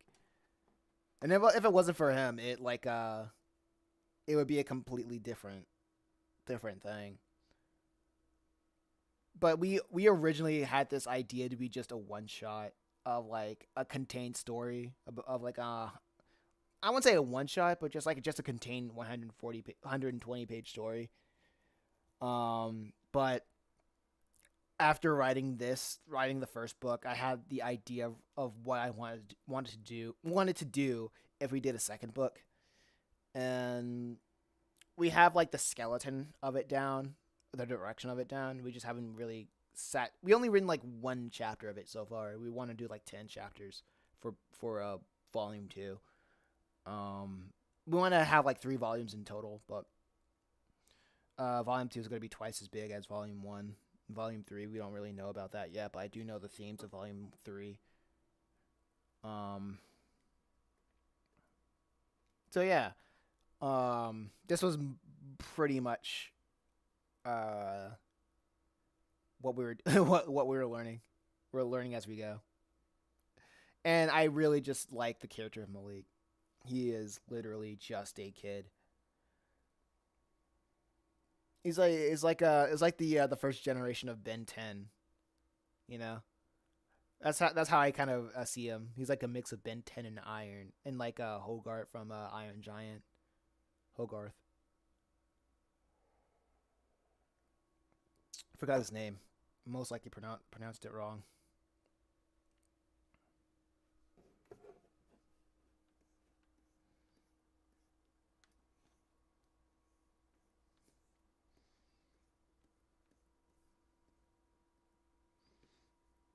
But yeah, that's what we're good. That's what we're doing. That's what we're doing here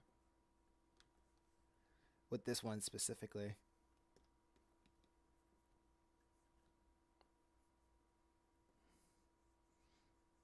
I want to draw her.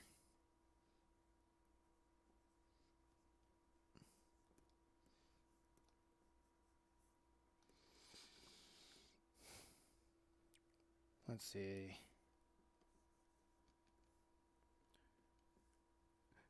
I think it was kind of funny because as we were writing this, I think we knew what who our demographic was, but as we were writing it again, I think no, as we were writing it again, I was selling my books physically at a the market, and I saw the types of people who gravitated to this story, and a lot of it was just young children.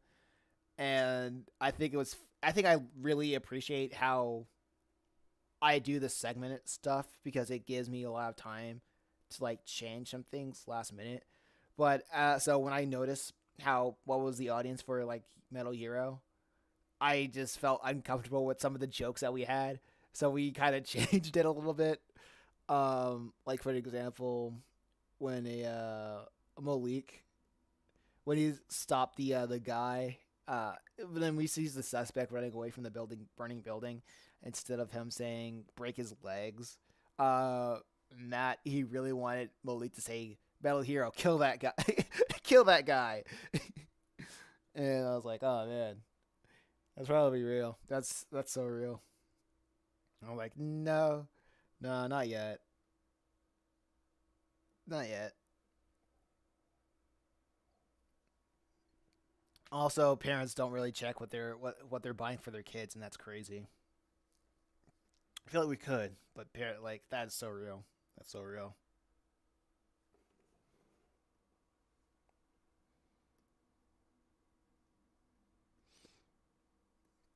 Yeah, but I can respect that. Yeah,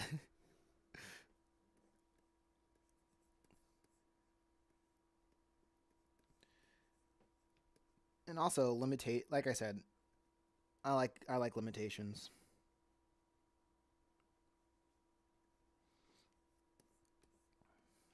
Like when you don't put your limitations on yourself, it's like, what the heck are you doing?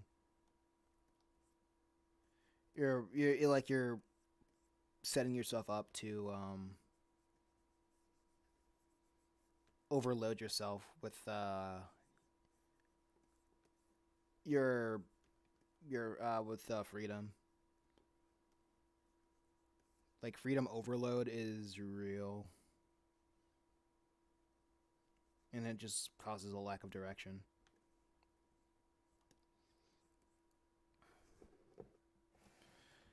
And like I keep looking back at what I'm making, and I'm like, yeah, I can't really say that this is manga. You know, even though when you see the character designs, they're like, oh yeah, it's kind of very cartoony, very manga esque.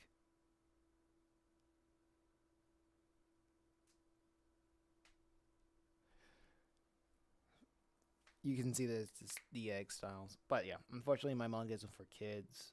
But I would like to write something geared for younger audiences.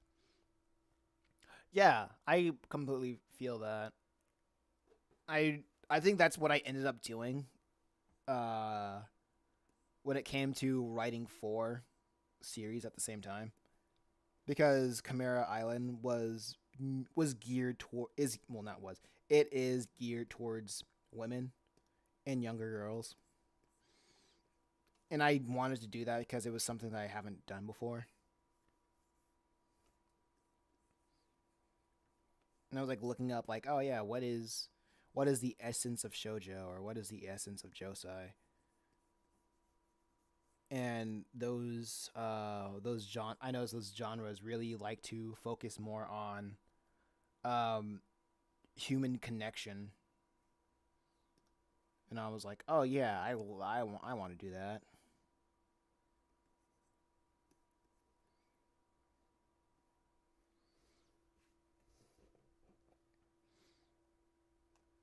So like everything is kind of is everything I work on is geared towards like completely different people or completely different demographics. Like like I want like I think what I want for Purgatory Academy, my first one, I wanted that to be like for for guys and girls for like a teenage I suppose, but in marketing stance, like you got to be more broad, you got to dim it down like a lot more than that. So I'm like, if I'm going to do that, I'm most likely going to like attract a male audience with all this stuff. But if I attract a female audience, I know like I would like to have the demographics so I can act accordingly and see if I can do something with that. But most likely I will do something for like when I most likely I will when I change the perspective of the narrative because that's what I like doing with the Purgatory Academy. Like every chapter has a theme, and I choose like a character that who best fits that theme. And not only that, I go from an A and B plot, so it constantly shifts perspectives for every chapter. And I move that over, and I also keep that mentality with Khmer Island, which is essentially that but on crack because it's following four characters every chapter, following four characters every time there's a new chapter. Different characters, I mean.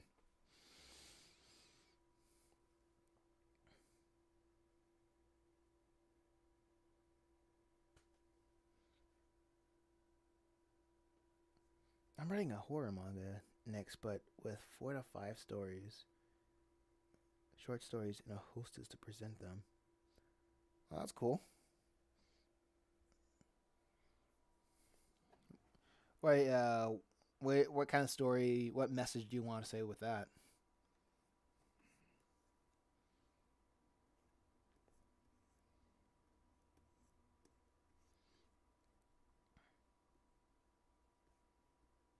Like, why short stories? Why do that kind of style of storytelling, and present it that way?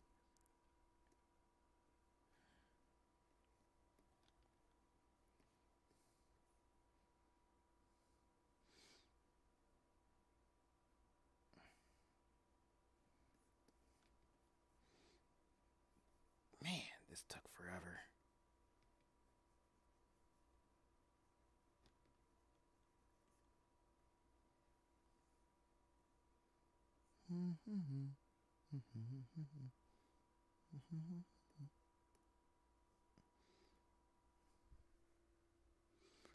I always like Tales from the Crypt. Okay. What is it about the Tales of the Crypt that you want to emulate with your work? With that work specifically?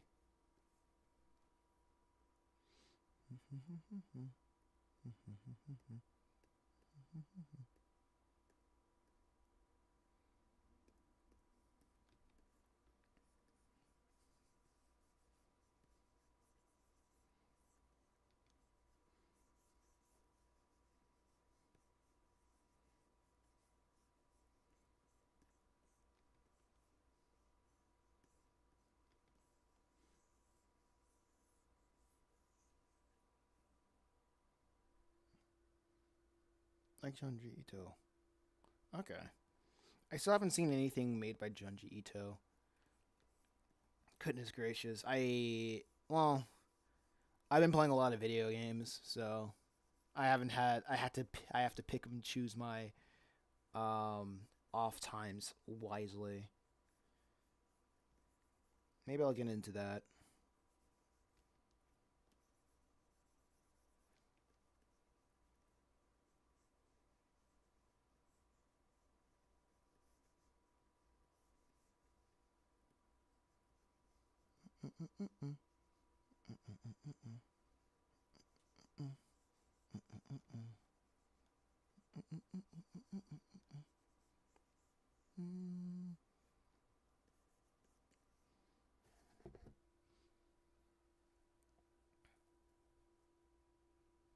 Oh, those are in Strange Paranormal.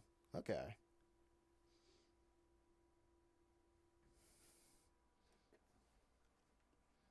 I feel you, I feel you.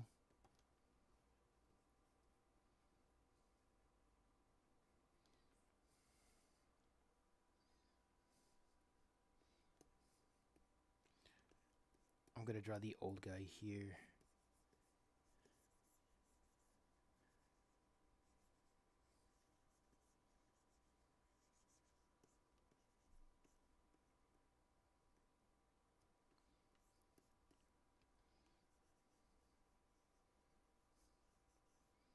No, that's not how I should do it.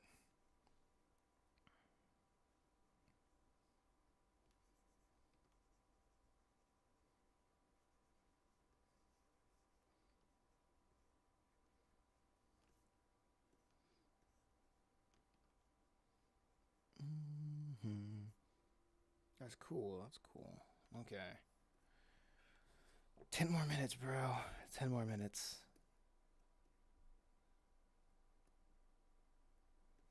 It kind of reminds me of the scientist from Half Life.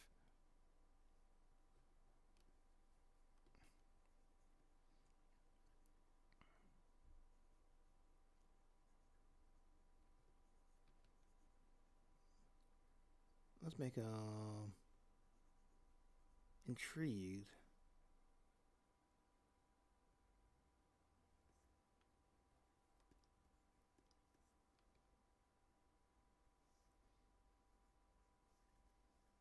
Let's make his neck like that. What's your favorite Junji Ito story? Something that I should get a start on. Something I should start with.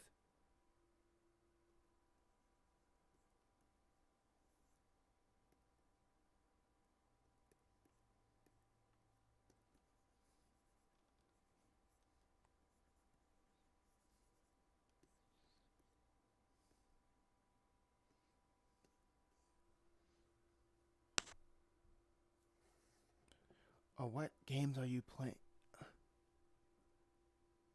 What games are you playing? PlayStation or Xbox or PC? Mostly PC. I have like two PS4s now, because my older brother came from Japan and he needed to he needed more space, so he gave me his PS4. So and with a couple of extra PS4 games on it, so I barely play the PS4. I mostly play on the PC, honestly.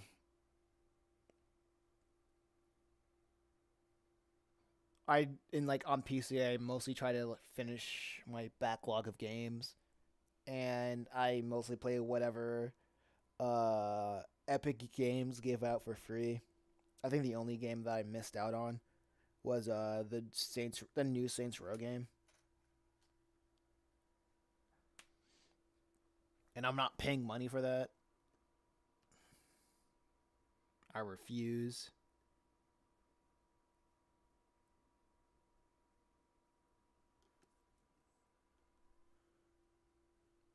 Glycerin, read that. All right.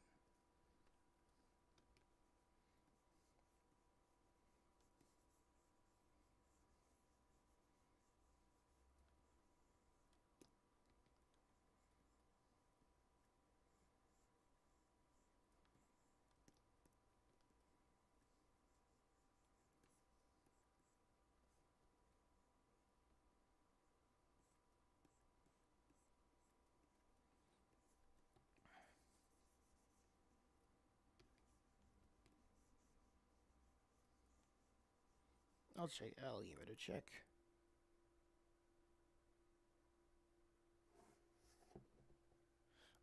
That's probably for the sketch says. That's probably for the best. Missing out on that. I have a friend that says he's been pretty much enjoying that Saints Row game, and he played the three and I played 3 and 4 with him. I honestly did not like 4. I utterly hate how they spent wasted time with remastering 3 when where they should have remastered 2. That was such a huge waste of effort and manpower. And I think it was only 2 guys that was working on who had the source files for Saints Row 2, and they were working on a patch to make it stable on PC. But ever since Volition shut down, I guess that's defunct again.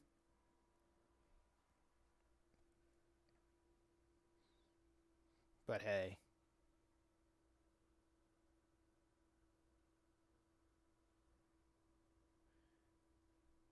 that makes sense because I am the part of the series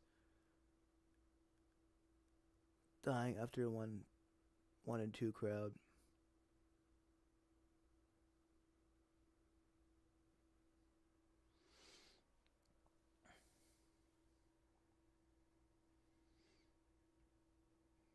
I am part of I'm the part of the series dying after one and two crowd. Yeah, that is unfortunate. I'll give that game a shot. I love Crisis. Uh, I played Crisis 2 and 3, so I only played like the streamlined experiences of Crisis, and 2 and 3 was pretty good. But I only played them on Xbox 360 at the time, so I'm casual. Sketch says I didn't like Saints Row 3 and 4. Saints Row 2 was peak.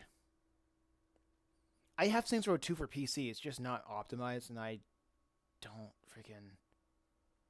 Ugh. Angel says the first Crisis. He loves the first Crisis. That's good. I I remember I tried to pirate the first Crisis, but that's when my computer was doggy doo, and I was like, that was 10 years ago. My first PC was like some work desk PC, and it wasn't even a good one. So I wanted to play, and I had no games at the time. So when I had my own work desk PC to animate on, I tried to find as many games I could play or pirate it on. And like the first my first ever PC games I ever played was Star Wars Battlefront.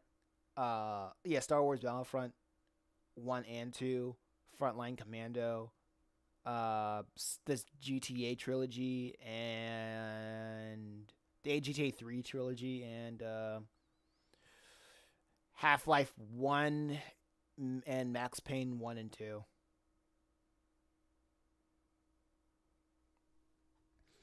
I love those games.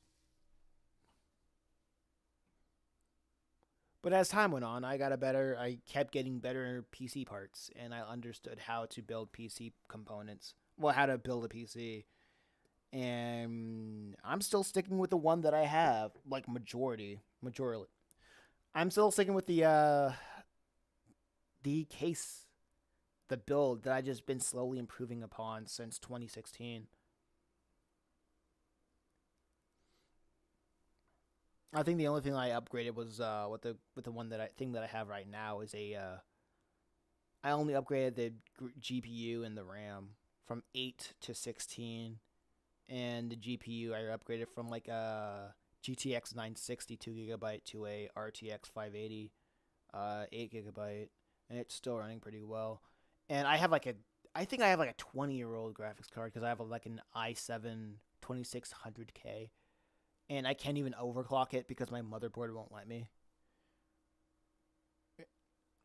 And it still works. It plays like the majority of games just fine.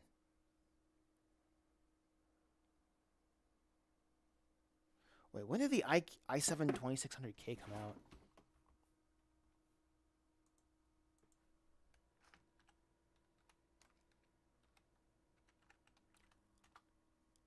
I know I got this. I know I got this CPU when a through through because I an art trade. I was super broke, and I knew a guy that had I knew a guy that was a furry, and he had a lot of PC components. So I just said, "Hey, I'll draw you like enough art to pay that off." So it was essentially a trade. And he also lived in my state, so I remember I drove like I didn't even drive yet, so I asked my dad to drive to his house, so he could hand me the PC, so he could hand me the CPU. Okay, when did it start? When was this thing released? I know it was just. It's cool how it tells me when it was discontinued, but what year did it come out?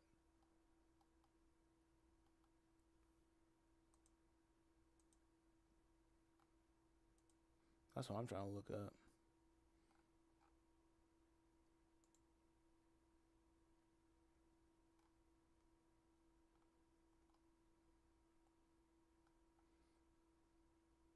Okay, 2010. Q4 2010. Insane.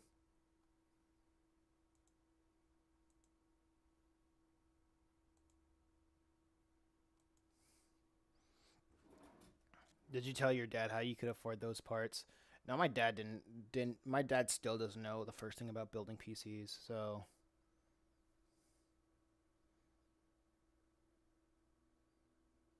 I think I said it was did you ever watch G4?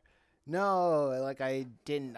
If I had a TV, the only thing I was watching was Disney Channel, Cartoon Network, or like or Nickelodeon.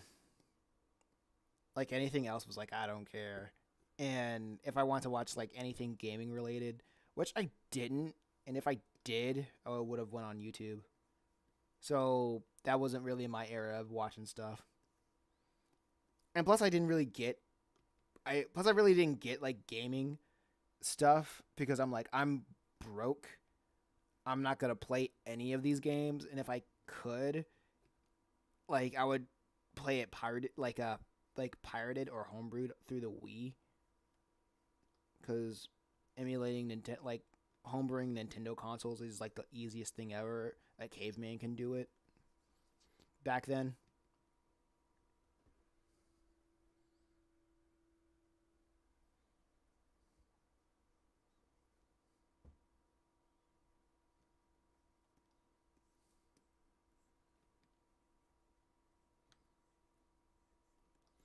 Mm-hmm.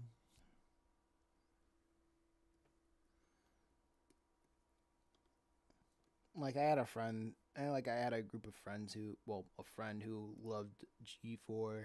So every time he would like try to do a reference with me, I was like, I don't get it. I don't get G4.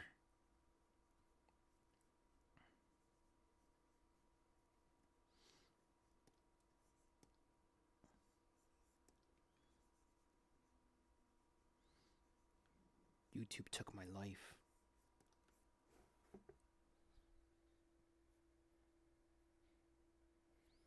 Angel says, I'm so ready to leave for work. Oh man, I understand you. I understand that.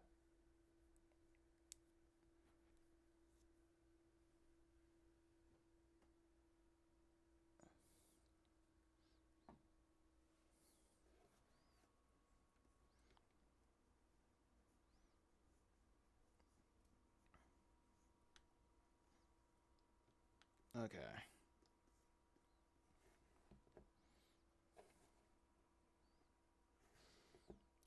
It's 12. I think that's about time for me to relax for an hour, eat some leftover dinner, and then work on the podcast clips. Thanks to everybody for coming out.